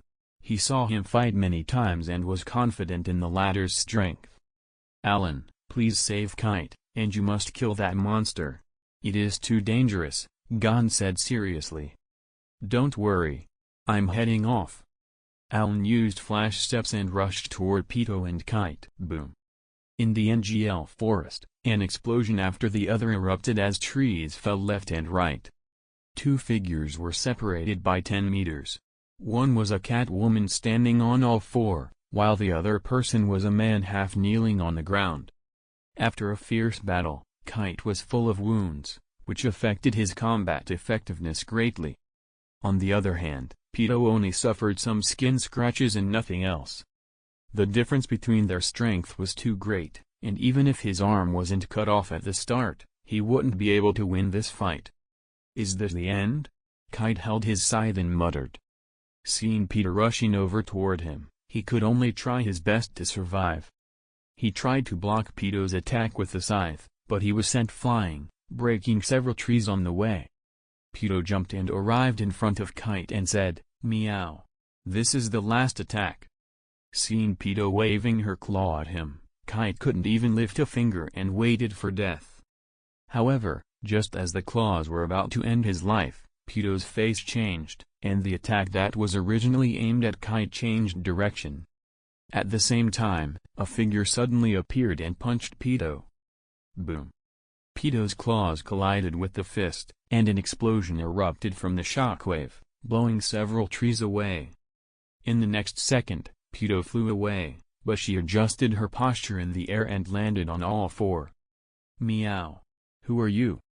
Pedo looked in Kite's direction and saw a man standing in front of him, with black hair and black eyes, looking coldly at her and releasing an astonishing aura. It looks like a very strong guy came to take a look. Pedo stared at the man, not in fear but excitement. At the same time, Kite stared at the man and asked, "Who are you?" Kite was extremely surprised by this man who saved him at the last second. "I'm Allan, Gon and Killua friend." Kite smiled bitterly and asked, "You're here to find Gon and Killua. The two of them were hit by that monster, and I don't know how they are currently. I'm sorry, but I wasn't strong enough to protect them." "Don't worry, the two of them are okay. I have taken them to a safe place to recover." Knowing that Gon and Killua weren't in danger made Kite relax. "How are you? Can you stand up?" Allan glanced at him. "I think so." Kite stood up with great difficulty. Seeing this, Allan took a senzu bean and threw it at Kite. "What's this?" Looking at the green bin in his hand, Kite asked in confusion. "That's called a senzu bean, and it can heal anyone who isn't dead yet. Since you're seriously injured, you can take it and heal your injuries." "Is it so amazing?" Although Kite doubted whether this senzu bean could really save him, he still ate it. In the next second, Kite felt his injuries healing, and his power quickly recovered. Within 3 seconds, Kite's injuries were fully healed. Even his arm that was cut off grew back like. He looked as if nothing had happened to him at all. Kite was extremely surprised, and he felt as if he was reborn. "This is amazing, and I never knew that such an amazing treasure existed," Kite exclaimed. "That senzu bean isn't produced in this world," Allan said. "Not from this world?" Although Kite had the same doubt, he didn't ask and instead thanked Allan. "Allan, thank you very much, I owe you my life." "Don't worry about it. The senzu bean is there for someone who needs it. You're worthy of the hunter's name, and I just can't let you die in good conscience, so there is no need for thanks." Although Allan said that there is no need for thanks, Kite still remembered this kindness in his heart and will try his best to return it tenfold. However, they couldn't relax right now because Pedo was still staring at them. At this time, Pedo was curiously staring at Kite, who was like new. "Be careful. That monster is very strong." Kite raised his scythe and said seriously. "Ding. Make a choice. 1. Take Kite and leave. Reward, Nen increased by 5,000. 2. Face Neferpito and defeat her alone.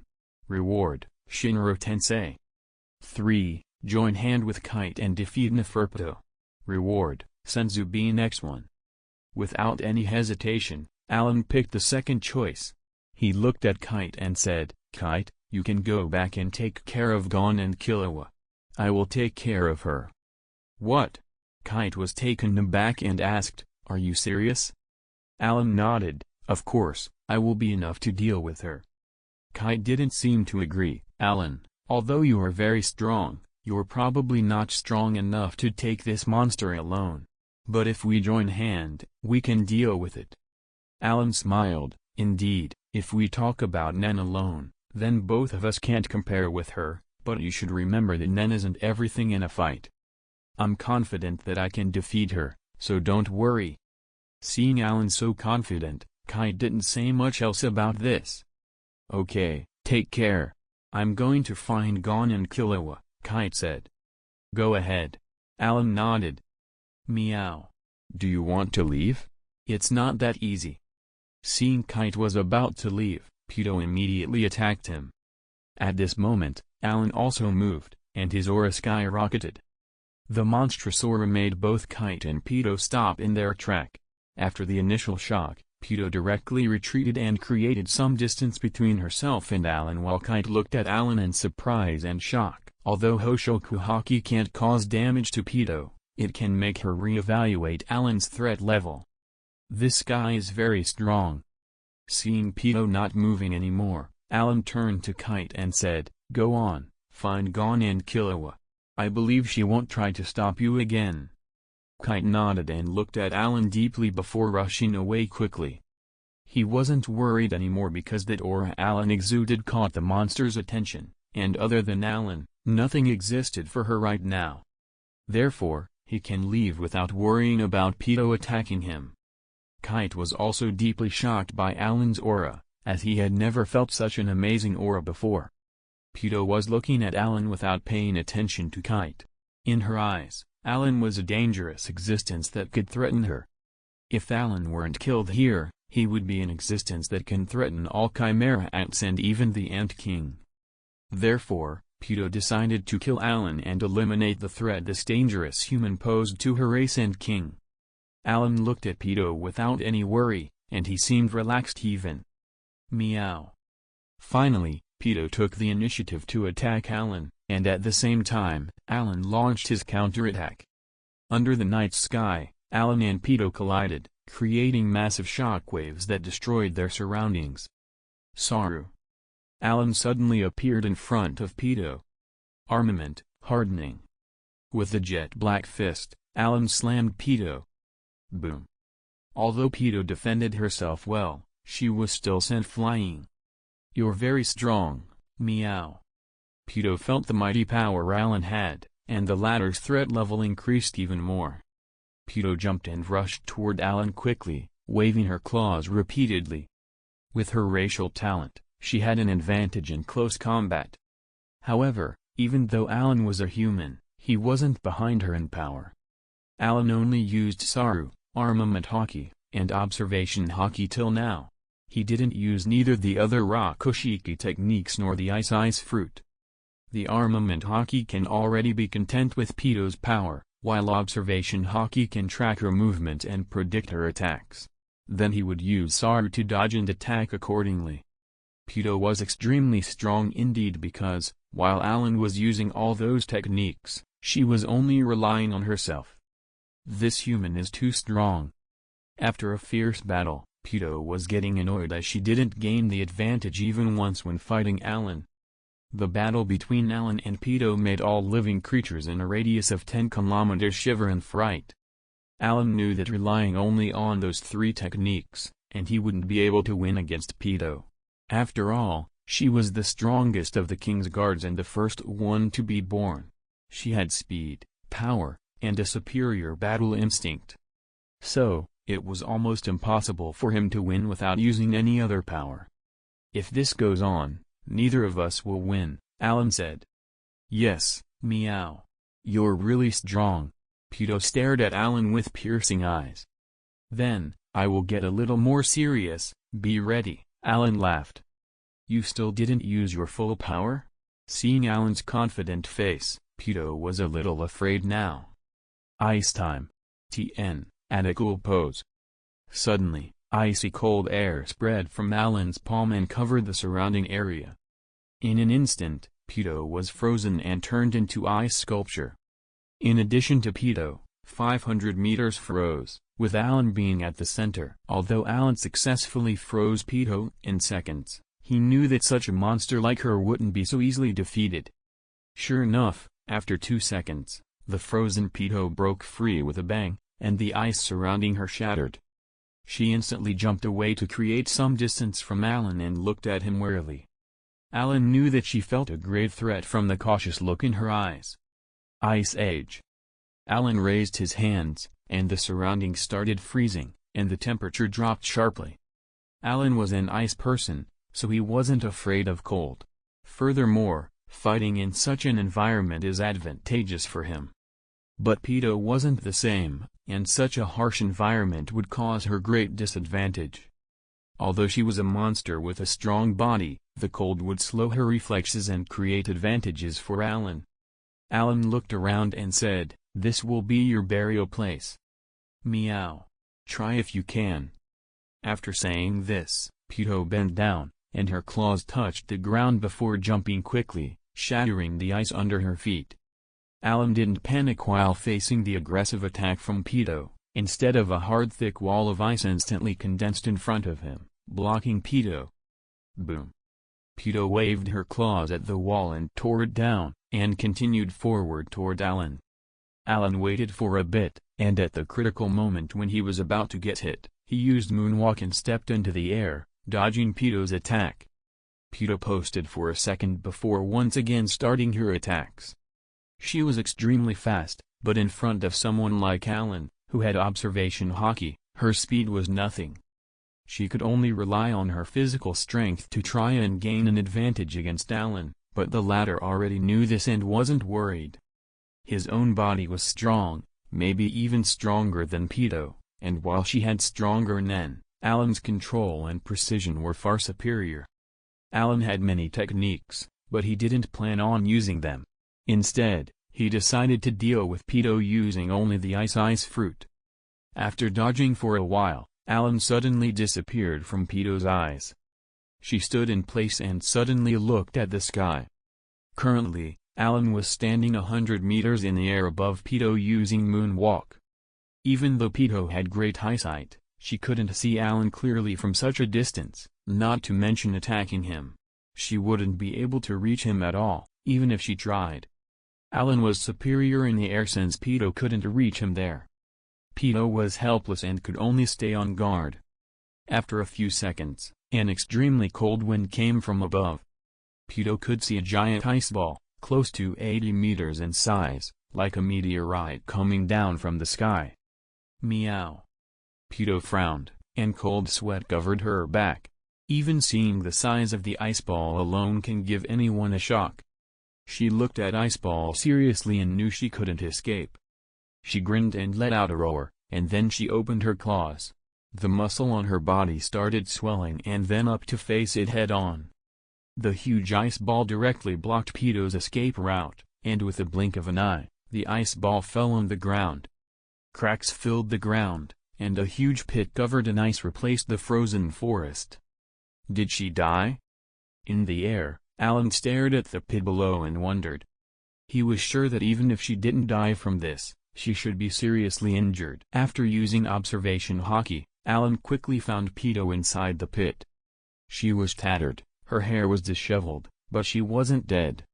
Allan wasn't surprised because he knew very well how tough Pito was. However, the ice meteor has caused injuries without a doubt. Allan noticed this by the aura he perceived using observation haki. Pito's presence was weak. Of course, Allan consumed too much stamina creating that meteor, but he still can fight without any disadvantage, which means that he has the upper hand now. Okay, let's play for a bit. Allan went down and stood in front of Pito with his finger hooked provocatively. Allan was already a threat in Pito's eyes, but seeing his provocation, she rushed forward and attacked with her claws. Allan didn't dodge but used armament haki to engage in close combat with Pito instead. Since Pito relied on agility in the fight, Allan decided to use Wolf Fang Fist to fight like a beast, the same way as Pito. Obviously, the Wolf Fang Fist was superior to Pito's style, and once he started using it, Pito was on the losing side. Boom. Pito was sent back and smashed into a tree. She was very angry and rushed back toward Allan aggressively, who was grinning. Flash steps. When Pito almost hit him, Allan used flash step and disappeared. Meow. Pito's eyes quickly looked around, and as soon as she caught Allan's figure, she chased after him. While pulling away from Pito, Allan raised his right hand, and spherical energy started forming inside his palm. While Pito was rushing forward, Allan turned around and avoided her attack, and then he pressed his palm toward Pito's stomach. Rasengan. That's the energy ball in Allan's hand, the attack that he didn't use since his fight with Hisoka in Heaven's Arena. Pito was caught off guard, and her body was repelled back at high speed while rotating before she hit a few trees and stopped. Allan knew that even a monster like Pito wouldn't remain intact with a Rasengan to the stomach. Sure enough, when Pito fell down, there was a part of her abdomen that was missing, and blood flowed out like rivers. Okay, let's end this. Allan didn't plan to drag this anymore, and instead, he took advantage of the situation without giving Pito any chance to heal her injuries. He dashed forward and appeared in front of Pito in a blink of an eye. Pito was already prepared and directly jumped forward, launching another attack on Allan. Allan already predicted this with his observation haki and evaded her attack. "Try this." Allan raised his hand, and an electric light flickered on his palm with the sound of chirping birds. Chidori. As the Chidori took shape, Allan attacked Pito without hesitation. Compared to the Rasengan, Chidori was more of a defense breaker since it has a superior penetration power. The Chidori pierced Pito's body, and the electric current paralyzed her body. Allan directly kicked Pito's body away. As she fell to the ground, purple blood surged out of her wounds. "It's over." Allan stood in front of Pito and said coldly, "You're really good, meow." Pito looked at Allan weakly, and she understood now that Allan was far stronger than her. "Meow. If I let you go, your existence will threaten the Ant King. So I will never let you harm the Ant King." After saying this, an extremely dark aura covered Pito's body. Feeling the terrifying aura, Allan instinctively distanced himself from Pito. At the same time, Pito stood up and opened her hands as if she was a string puppet. Behind her, a weird demon that looked like a doll appeared. Allan recognized this instantly. It was Pito's Nen ability, Terpsichore. The Terpsichore can make Pito exert strength speed beyond her body's limit, which is why Allan directly distanced himself away from her and created an ice wall. Of course, the ice wall can't stop Pito. Allan only intended to slow her down. When Pito broke the ice wall, Allan had already moved 50 meters above ground with moonwalk. However, Allan's pupil shrank before he could sigh from relief. "What?" Allan looked down and saw Pito rushing toward with great speed. Boom. Allan couldn't use armament haki on time and was knocked away by Pito and fell down like a cannonball. Boom. Allan landed and created a large pit on the ground before he stood up with tattered clothes. Allan's hand broke from the previous attack, but he repaired it by turning it back into ice. Since he has a Logia fruit, he is passively immune to most physical attacks, and even if a body part broke, he could quickly recover. Pito saw Allan's arm recovering and directly attacked again. Allan, who already experienced Pito's speed, knew that even with Saru and flash steps, he isn't as fast. Even if he used observation haki, he wouldn't be able to react to her speed on time. It can be said that he is currently suppressed by Pito, and if he wanted to kill her, it would be impossible with just the raw Kushiki, flash steps, and haki. Ice storm. A huge storm engulfed Pito in the forest like a giant beast, freezing her in place. Allan knew that Pito wouldn't stay frozen for long, so he prepared his next attack waiting for Pito to emerge. Crack. As soon as a crack appeared on the ice, Pito emerged out, but a huge dragon was waiting for her. The dragon opened its jaw and swallowed Pito in one bite. The dragon moved quickly and slammed his body on a distant mountain, with Pito inside of it. A loud explosion broke out from the collision, and a huge hole appeared in the mountain. However, when using Terpsichore, Pito could ignore all injuries since a puppet is manipulating her body. Even if she is in pain or fatigued, she could fight, even after death. As long as the body exists, even if she dies, the strong loyalty to the Ant King would keep her fighting. Allan knew that he had to destroy her body if he wanted to end the fight. Thinking about this, Allan sighed and took out a blue card from the inventory. This card was S-ranked level ninjutsu that Allan previously obtained, Kirin, which can be used once without any condition. Kirin is formed by natural lightning, and its power was devastating. Allan believed that Pito wouldn't be able to withstand an attack like that. Suddenly, thunderclouds formed in the sky, and lightning danced inside. Allan pointed his finger at Pito and said, "Strike." The already condensed dragon of lightning blasted toward Pito in 1/1000th of a second. Even if Pito has extreme speed, in front of the current speed of the lightning, she was hopeless. Boom. Pito was obliterated along with the mountain. Allan stood in the air while panting from exhaustion. Although he didn't use many techniques, the few he used consumed too much of his stamina.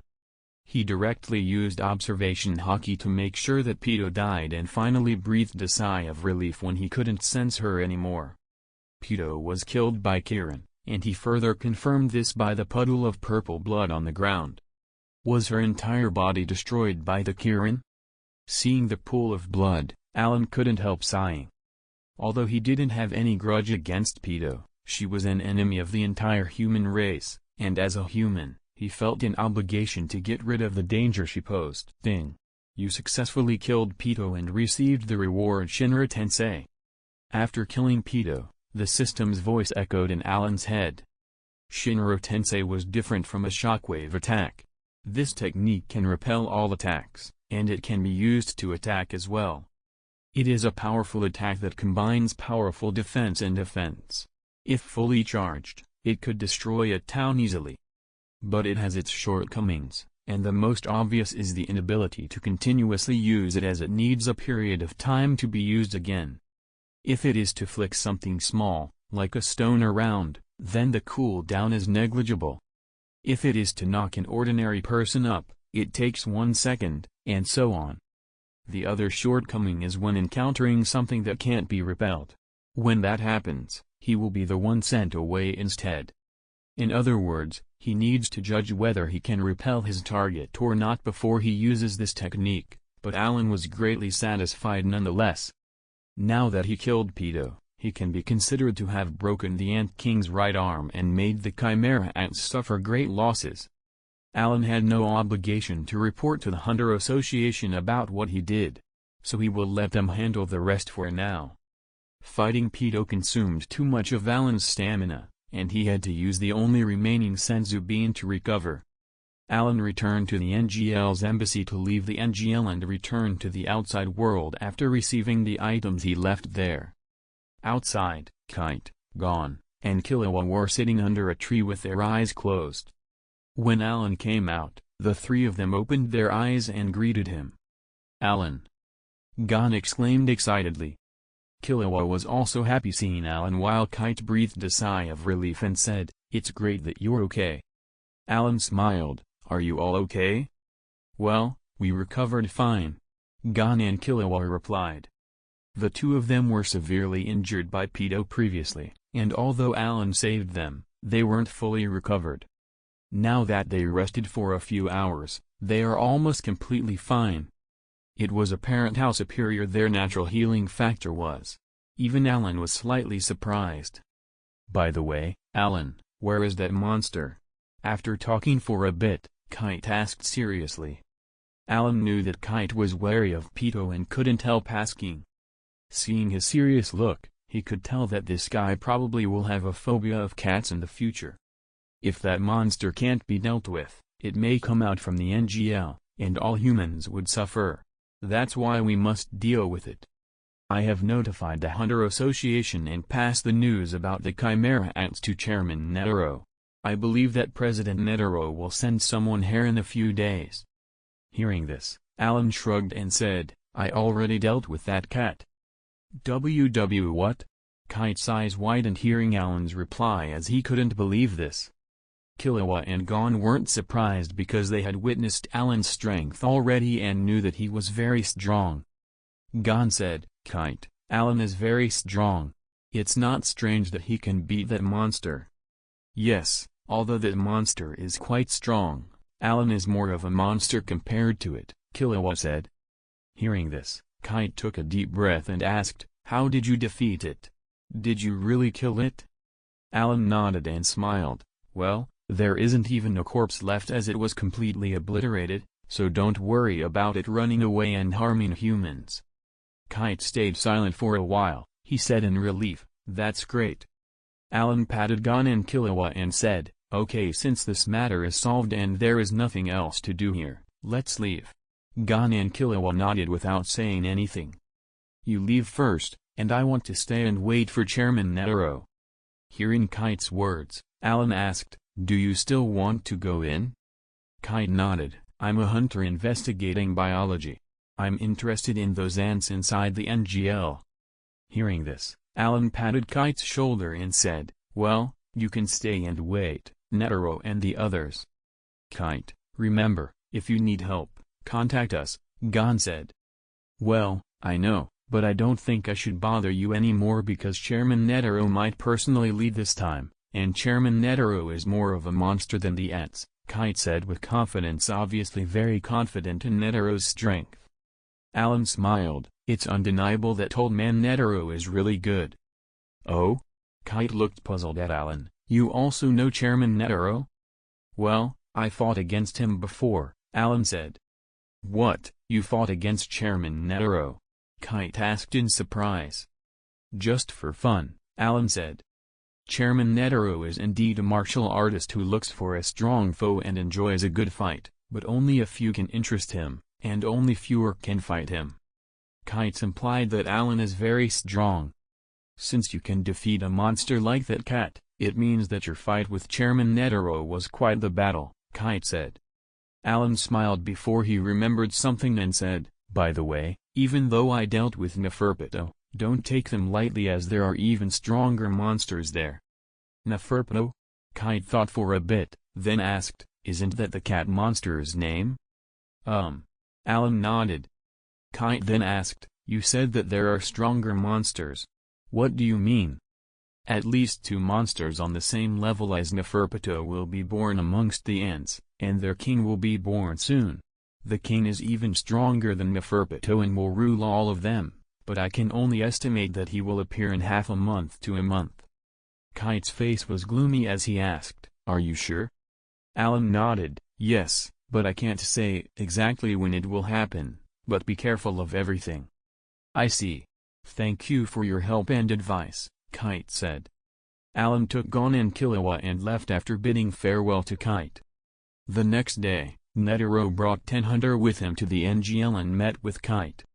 Kite explained the Chimera Ant accident to Netero in detail and how Allan helped him and solved the cat monster and relied upon Allan's warning about the Ant King. To Kite's surprise, when Netero heard about the king, he seemed excited instead of fearful. Netero directly told Kite that he wanted to fight the Ant King and wouldn't deal with the ants for the time being. To prepare for the fight, Netero took 10 days to prepare and adjust his physical condition to the best state possible. On the other hand, the death of Pito in the hands of Allan spread like wildfire in the Chimera Ants colony. In the end, they could only reorganize themselves and try their best to make the queen produce even stronger ants to fight against humans. The author actually forgot about Bonzu, too. Allan returned to the metropolis without paying attention to the Chimera Ants in the NGL.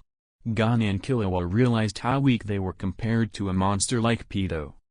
Therefore, the 2 of them took the initiative to ask Allan to train them. Allan agreed without much consideration, which delighted Gon and Killua. Originally, Allan planned to give Gon and Killua a devil fruit each because he already has 3 devil fruits on him right now.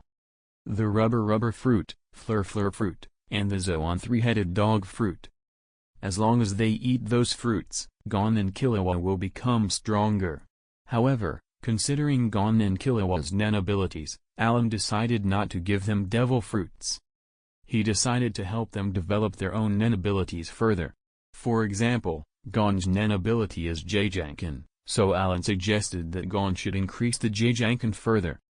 The Jjanken is divided into 3 parts, the stone, which belongs to the enhancement, the scissor, which is transmutation, and finally, paper, which belongs to emission. Each of those 3 has its own characteristics and strength. The paper is a projectile attack, but it can be easily avoided. The projectile speed and range, along with the power, need improvement. Otherwise, if Gon encounters a flexible enemy, he won't be able to land a hit. Therefore, Allan suggested to Gon that he should increase the paper's speed and power. Gon naturally took this suggestion seriously. However, it wasn't simple for Gon, who is an enhancer, to strengthen an attack that uses emission. The paper is condensed by Nen, and when it gets away from his body, it will weaken gradually. Therefore, Gon can't exert 100% of the paper's power. At most, he can exert 80% of that power, and this is pushing it. Under normal circumstances, Gon, who is an enhancer, can only exert 50 to 60% of the paper attack. So, the first thing Gon needs to overcome is mastering the emission type of Nen, which isn't an easy task since it requires hard work and great talent. Next is his scissor, which can be used as a weapon to defend or attack. It has a sharp edge that can effectively cut his enemies. The same way as paper, because Gon is an enhancer, he can't use 100% of the scissor attack. Therefore, Gon has to improve his mastery over the transmutation type of Nen. When he masters the transmutation, he can even cut steel easily. Finally, the stone, which is an enhancement type attack, so Gon can exert its full power easily. However, even his most powerful attack couldn't even scratch Pedo, which shows that it is still lacking. The main reason is because of the gap in strength between the two, and this gap can't be closed for the current Gon. Therefore, Allan just asked Gon to try raising the stone's power. He set a minimum standard for Gon's stone power, which is creating a deep hole with more than 12 meters radius. If Gon can do this, then even if he was facing someone stronger than him, he can kill him with one well-placed punch. Allan will give Gon a year, and after a year, he will check how much he improved. As for Killua, Allan had nothing to teach him because compared to Gon, Killua has been trained by his family since he was a child and his fighting power is already very high. So, if Killua wanted to improve, he could only improve his Nen ability. Killua is a transmuter, and he developed an ability to turn his Nen into an electric current. Allan believed that even without his guidance, Killua could become stronger with his aptitude. Both Gon and Killua were extremely talented. What they lack are time and experience. If they were given time, they would become extremely strong. Gon returned to Whale Island to train, and Killua returned to the Zoldyck family as well. They decided to meet in Heaven's Arena after a year. Therefore, after parting with Gon and Killua, Allan went to Heaven's Arena to have some fun. He believed that he could definitively meet some interesting people and train further. As for training, he is already at the peak of the world, and there is no need for systematic training anymore. Even if he faces the Ant King right now, he is confident that he can kill him. Allan missed the Heaven's Arena very much, but at his current level, no one could pose a threat to him. As the most famous battle place, countless martial artists visited it, so it's okay to spend some time here. After several games, Allan won easily every time and no one could stop him. Even floor masters couldn't stand an Allan's win streak. Just as Allan was getting bored, he received a call from Kite, which surprised him since Gon left Kite and he didn't expect the latter to take the initiative to contact him. But thinking about it, Allan could guess that this call had something to do with the Chimera Ants. He is probably asking for help, Allan thought. As he picked the phone, Kite explained that Chairman Netero organized an extermination team on the Chimera Ants, and all members of the extermination team were professional hunters, and Kite was one of them. As for Chairman Netero, his target is the Chimera Ants King. When Netero heard that the Chimera Ants King was very strong, he decided to have a one-on-one battle against him. In order to provide an opportunity for Netero to fight the king, the other extermination team members had to contain the king's guards and the other Chimera Ants. However, there is a shortage of manpower as most of the hunters didn't obey the summon of the association and not many hunters answered the call of the association. That's why Kite thought of asking Allan for help. Allan didn't immediately agree since it wasn't a profitable job for him. If you are willing to join the extermination team, then you will be a star hunter after the mission is finished. Star hunter? Allan raised his brow slightly. A star hunter has a higher benefit than ordinary hunters in the association and his status is higher. In short, becoming a star hunter is every ordinary hunter's dream in the association.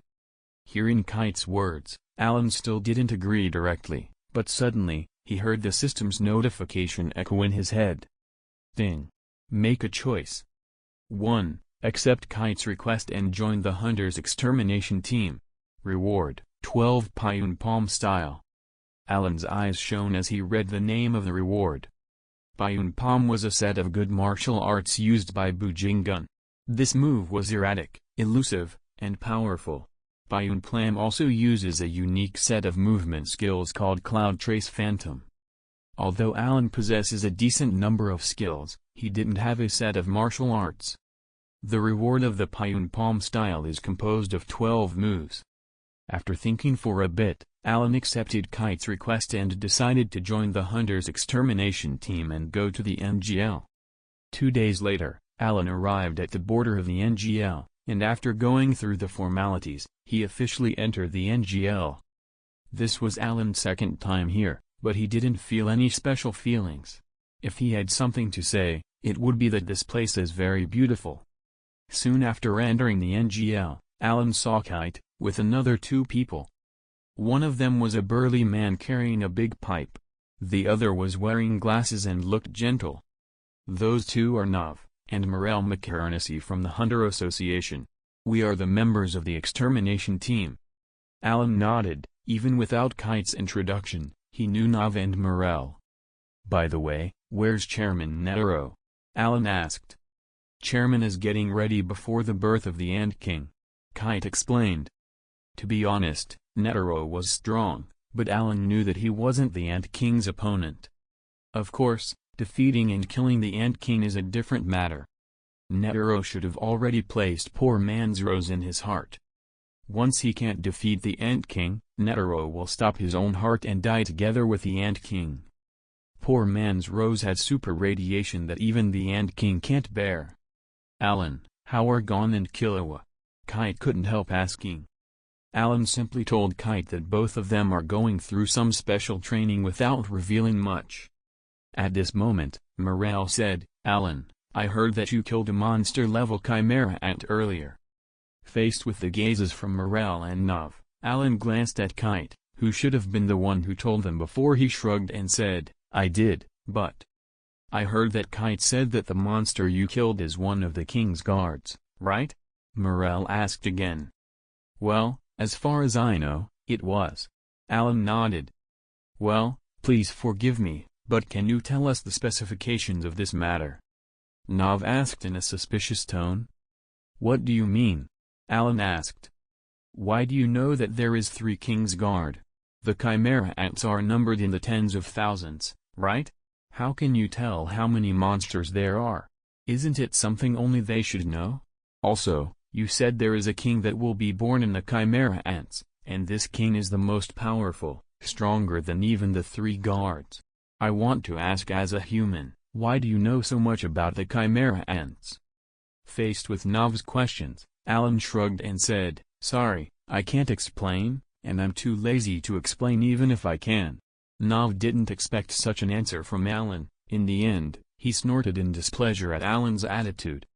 Allan, there are 8 members of the extermination team, including both of us. Each 2 forms a team. Morel and Nav are team, and you're teamed with Gel. Gel? Allan asked a little confused, as he didn't hear this name before. She's a member of 12 Zodiacs, a poison hunter that the chairman invited to join the extermination team. Kite explained. Oh, it turns out she is one of the 12 Zodiacs. Where is she? Allan asked. She is currently, in a village ahead, about 50 kilometers away. I believe with your speed, you will be there in less than an hour. Okay, I will head there first. Allan, our mission is to eliminate all chimera ants, except the Ant King, as the chairman wanted to fight him alone. I hope you won't interfere. Don't worry, I won't interfere. Moreover, the Ant King is very strong. To be honest, even if Chairman Netero was in his prime, it will be difficult for him to beat the king. What do you mean? I have already said everything I want to say. I will go ahead now. After saying this, Allan used flash steps and moved toward the village 50 kilometers away to meet Gel. Half an hour later, Allan arrived at the village 50 kilometers away. The village wasn't attacked by the chimera ants, because it was in the outskirt of the NGL. From this, we can conclude that the scope of the chimera ants in the NGL was very limited. After entering the village, Allan stopped in front of a few villages and said, I'm here to find Gel. Allan directly said. Oh, it turns out that you're here for Miss Gel, but she isn't here right now. Where did she go? Allan asked. She went east. She said she wanted to take a look at the NGL. The villager replied. Allan nodded. Okay, thank you. I heard that ants that can eat people appeared in the NGL, is that true? The villager was obviously referring to the chimera ants. Although he wasn't sure, he heard such a rumor quite a bit recently. Allan didn't want to cause mass panic, but he still didn't hide this fact. Yes, they are called chimera ants, and they already attacked many villages. Hearing this, the villagers became nervous, but Allan reassured them, don't worry, the chimera ants are still deep inside the NGL, and won't come out for the time being. You can leave the country now and go as far as possible. This matter isn't resolved yet, so don't come back until it's over, do you understand? We understand. The villagers started packing up and preparing to leave. After bidding farewell to the villagers, Allan moved toward the NGL. After 2 hours, Allan didn't encounter any chimera ant along the way. That simply meant that the chimera ants were eliminated. Allan used his observation hockey and before he traveled 10 more kilometers, and suddenly he felt a strong aura deep inside a cave. This aura didn't belong to chimera ants, but to a human instead. Just after walking 2 meters into the cave, he saw a fierce snakehead attacking him. Allan raised his hand and easily blocked it, before grabbing the snakehead and pulling it forward. At the end of the snakehead was a black-haired woman, who was dragged out by Allan's pull. When the black-haired woman was dragged out, another snakehead rushed at Allan. Allan grabbed the other snake's head before he noticed that those snake hands were the woman's left and right hands and most likely created by Nen. Allan said indifferently, "You're Miss Gel, right? Don't be impulsive, I'm an ally." With that said, Allan released the snakeheads in his hands. Sure enough, the snakehead changed back into normal hands. The black-haired woman stopped her attacks when she heard Allan's words and looked at Allan carefully. "Kite asked me to meet you," Allan said. "So, you're Allan?" Gel blinked as she continued. "Kite said you've been in the NGL before and wiped out a lot of chimera ant as well, is that true?" "That's right." Allan nodded. "No wonder I didn't see any of those ants after I came in," Gel said. "I think the chimera ants are staying in the depth of the NGL right now," Allan said. "Do you know where they hide?" Gel asked. Allan nodded. "Well, they build a lot of nests deep inside the NGL." "Then let's go over, I haven't seen what they are like yet," Gel said. Allan nodded and walked out of the cave with Gel and said, "Speaking of which, Miss Gel, what did you do in the cave just now?" Hearing this, Gel subconsciously replied, "I'm looking for." Before she stopped, Gel quickly shook her head and said, "Forget it, don't ask. It's a personal matter." "Okay then, I won't ask." Allan didn't press on the matter. But looking at Gel, Allan guessed what she was looking for. She probably wanted to go to the bathroom, but there isn't any in the NGL, so she found the cave. She also attacked him as soon as he entered, which is just proven his guess, but Allan didn't embarrass her and just smiled and led the way. The NGL was a big place, and reaching its depth would take some time. When they reached their destination, it was already dark. "Let's find someplace to rest, Miss Gel." Allan glanced at the sky and suggested. Gel nodded in response and said, "Okay, I'm a little bit tired after walking for so long." "Then let's find a cave and then eat something," Allan said. Soon, a few kilometers away, Allan found a cave but didn't enter it immediately. "What's wrong?" Gel asked. "There is someone there," Allan whispered. "Humans?" Allan shook his head. "No, it's a monster." Gel was surprised. "You mean chimera ants? Is this a nest of chimera ants?" Allan nodded. "There is more than one ant inside. I think this is where they hide. Like I said before, there are many nests in the NGL." "I see, but how did you know that there are ants inside?" Gel asked curiously. "Just from their presence." "Is that so? You used N." Allan laughed and didn't refute her words. He used observation hockey instead of vertical bar N. "What should we do now?" Gel asked.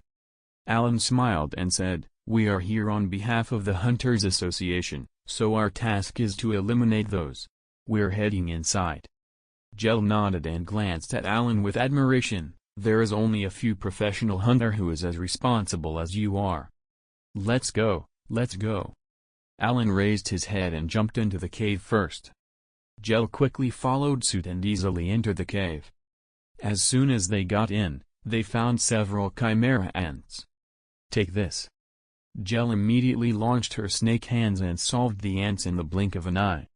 Miss Jell is strong indeed, Allan laughed. I'm a member of the 12 Zodiacs after all. Although I am not a full-time fighter, I can deal with those easily, Jell said.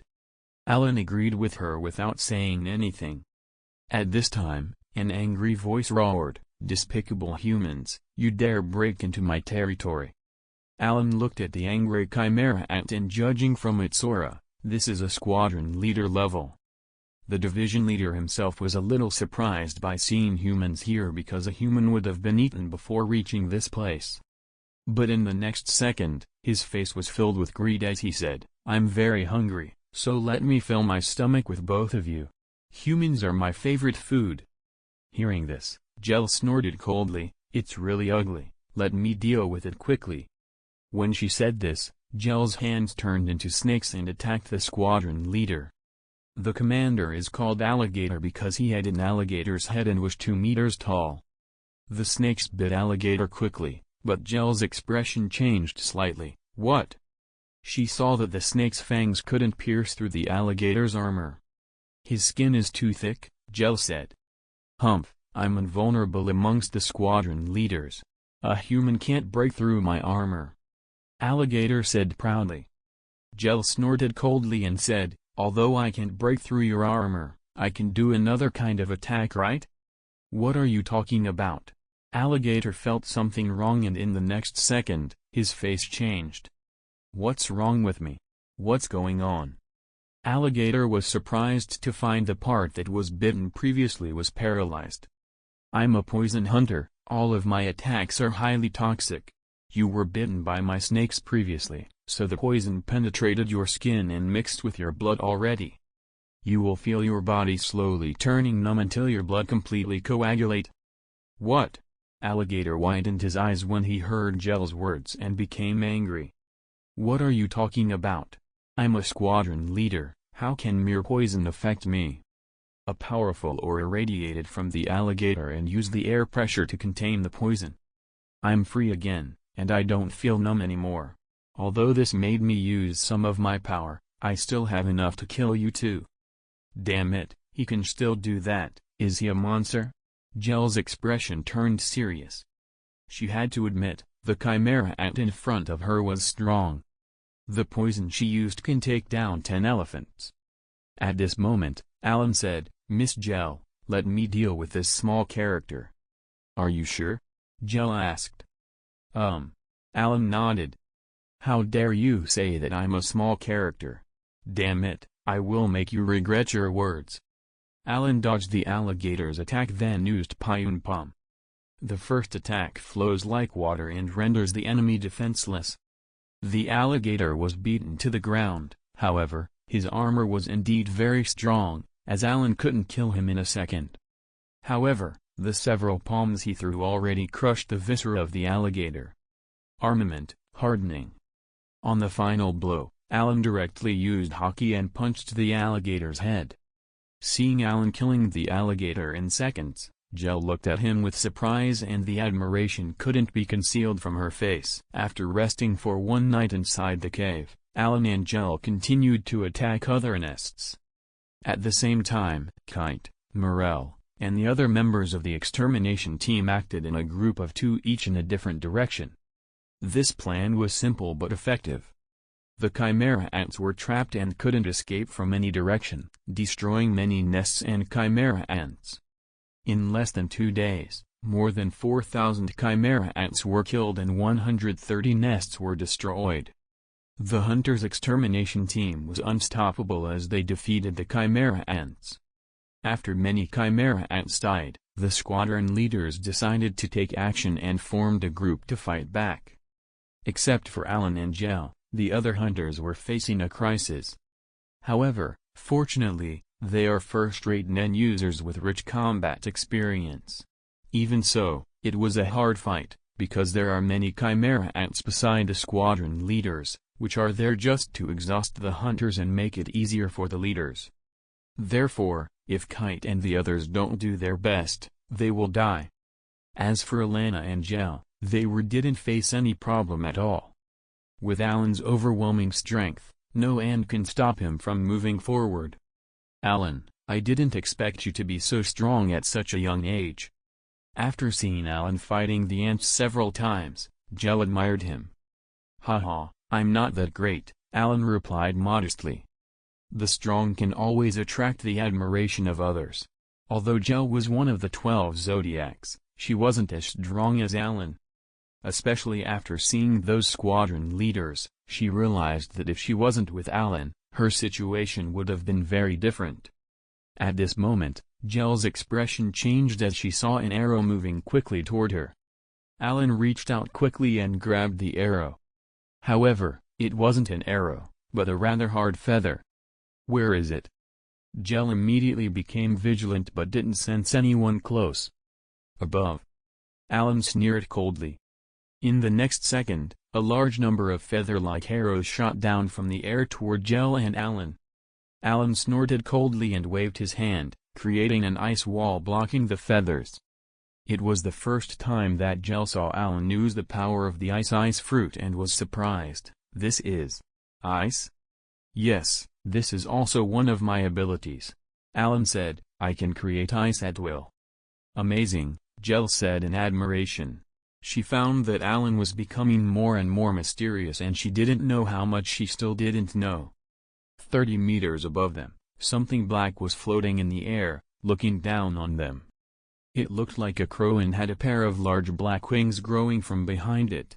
The feather projectiles are released by their wings. Who is it? Gel asked. A chimera ant, Allan said. There are flying ants, how do we deal with them if they fly away? Gel said with fear. If it wasn't for Allan just now, she would have been hit by the feathers. Thanks, Gel whispered. Don't worry about it. Allan smiled. Abominable humans. This crow was the 5th-ranked squadron leader. It can shoot arrows from the feather on its body which can be hard to deal with. Allan could tell that this guy was at least stronger than most of the squadron leaders he encountered so far. Humans, don't be proud. The dark crow snorted coldly as it flapped its wings and a large number of feathers rained down on Allan and Gel. In this situation, even Gel wouldn't be able to do anything. However, Allan looked at the feathers with a calm face and said, Shinro-tensei. Allan raised his right hand and aimed at the arrows. The powerful repulsive force made all the feathers fall far away in an instant. What? The dark crow looked dumbfounded. What the matter? My arrows can be deflected? What kind of power does this guy use? The dark crow asked a barrage of questions. Why do you only hide in the air and shoot arrows like a coward? Being provoked by Allan, the dark crow became angry, as he shot straight down toward Allan. Come here. Allan snorted coldly as he raised his palm at the incoming dark crow and said, Shinro-tensei. In the next second, a powerful repulsive force directly collided with the crow, sending him crashing through the forest. No one knew if he lived. Allan sensed the crow's presence with his haki before taking Gel away. Did you kill it? Yes. Allan nodded. Just now, he used Shinra-tensei with 50% power. That power shattered the crow's skull, killing him directly. Where are we going now? Gel asked. The next nest, Allan said. When Allan took Gel to the next nest, Kite and the others solved their problems one after the other and approached their next nest as well. As for the ants, they realized that their situation is getting dangerous. The humans were more powerful than expected. In order to keep their base from being attacked by humans, the remaining squadron leaders gathered all ants that were scattered everywhere and prepared to go all out against the humans. And the ones leading the attack were the 12 squadron leaders. They also had 36 captain ants, which weren't weak. The number of ants gathered was 1,200. A slender blond man stood in front of the squadron leaders with eyes filled with arrogance. The slender blond man was one of the king's guards, Shipoof, known as Poof. Next to Poof stood a muscular man with red skin. His name is Menthathuupi, one of the king's guards, known as Yupi. Those two were now the strongest ants besides the king. "Have all chimera ants gathered?" Poof asked. "Yes, all ants are here, and you can deploy them whenever you want," the squadron leader that looked like a penguin replied. "He is called Peggy." Although he wasn't as good as the other leaders in terms of strength, his mind worked the best amongst them. "So, how many people are we facing on the human side?" Poof asked again. "As far as we can see, there are 10 people, Peggy replied truthfully. Poof raised his brow and said indifferently, "Are you sure that there are only 10 people?" Maybe there are more." Feeling the trace of anger in Poof's words, Peggy hesitated slightly before he replied. Poof snorted coldly and said, "Trash. You don't even know the exact number of our enemy, you're useless." A cold aura spread out from Poof and filled the cave, making all ants there afraid. This fear came from their hearts and blood as lower-ranked soldiers. Therefore, facing Poof's anger, the ants could only bear it without resisting. "So, those humans use strange abilities, right?" Poof suppressed his anger and asked. "Yes, the ability they use is called Nen. According to our information, those humans who are attacking us are all Nen users. They use their life force to increase their power or defense, which is very difficult to deal with," Peggy replied. "Nen, and life force?" Poof whispered in a low voice and then thought of something. "You should be referring to this, right?" As he said this, Poof released his Nen directly. His whole body was wrapped up in a soft membrane as energy covered his body. This energy caused the squadron leaders to kneel and bow their heads. "Yes, that's the same energy those humans are using, but Master Poof's aura is stronger." Peggy wiped the cold sweat on his forehead and replied. "So, we can determine that the humans are powerful because they have mastered using life force, or Nen, right?" Poof guessed. "I think that should be the case because, in addition to enhancing strength, life force can be used to form strange skills as well," Peggy said. "Well, since humans can use Nen, we, who are far superior to them, should also be able to use it." Poof narrowed his eyes. "So, what should we do?" another squadron leader who looked like a leopard asked. "His name is Cheeto." "Very simple, just master Nen and then attack the humans," Poof said. "Then, how do we control our life force?" The squadron leader found a way to improve and directly started training Nen. The squadron leaders aura soared inside the nest, while Poof and Yuppie looked at them and released their own Nen. In an instant, both King's Guards aura surpassed the squadron leaders. After releasing your life force, try manipulating it, focusing it into certain parts, like the hands, feet, or eyes. Poof quickly taught the squadron leaders how to manipulate their Nen.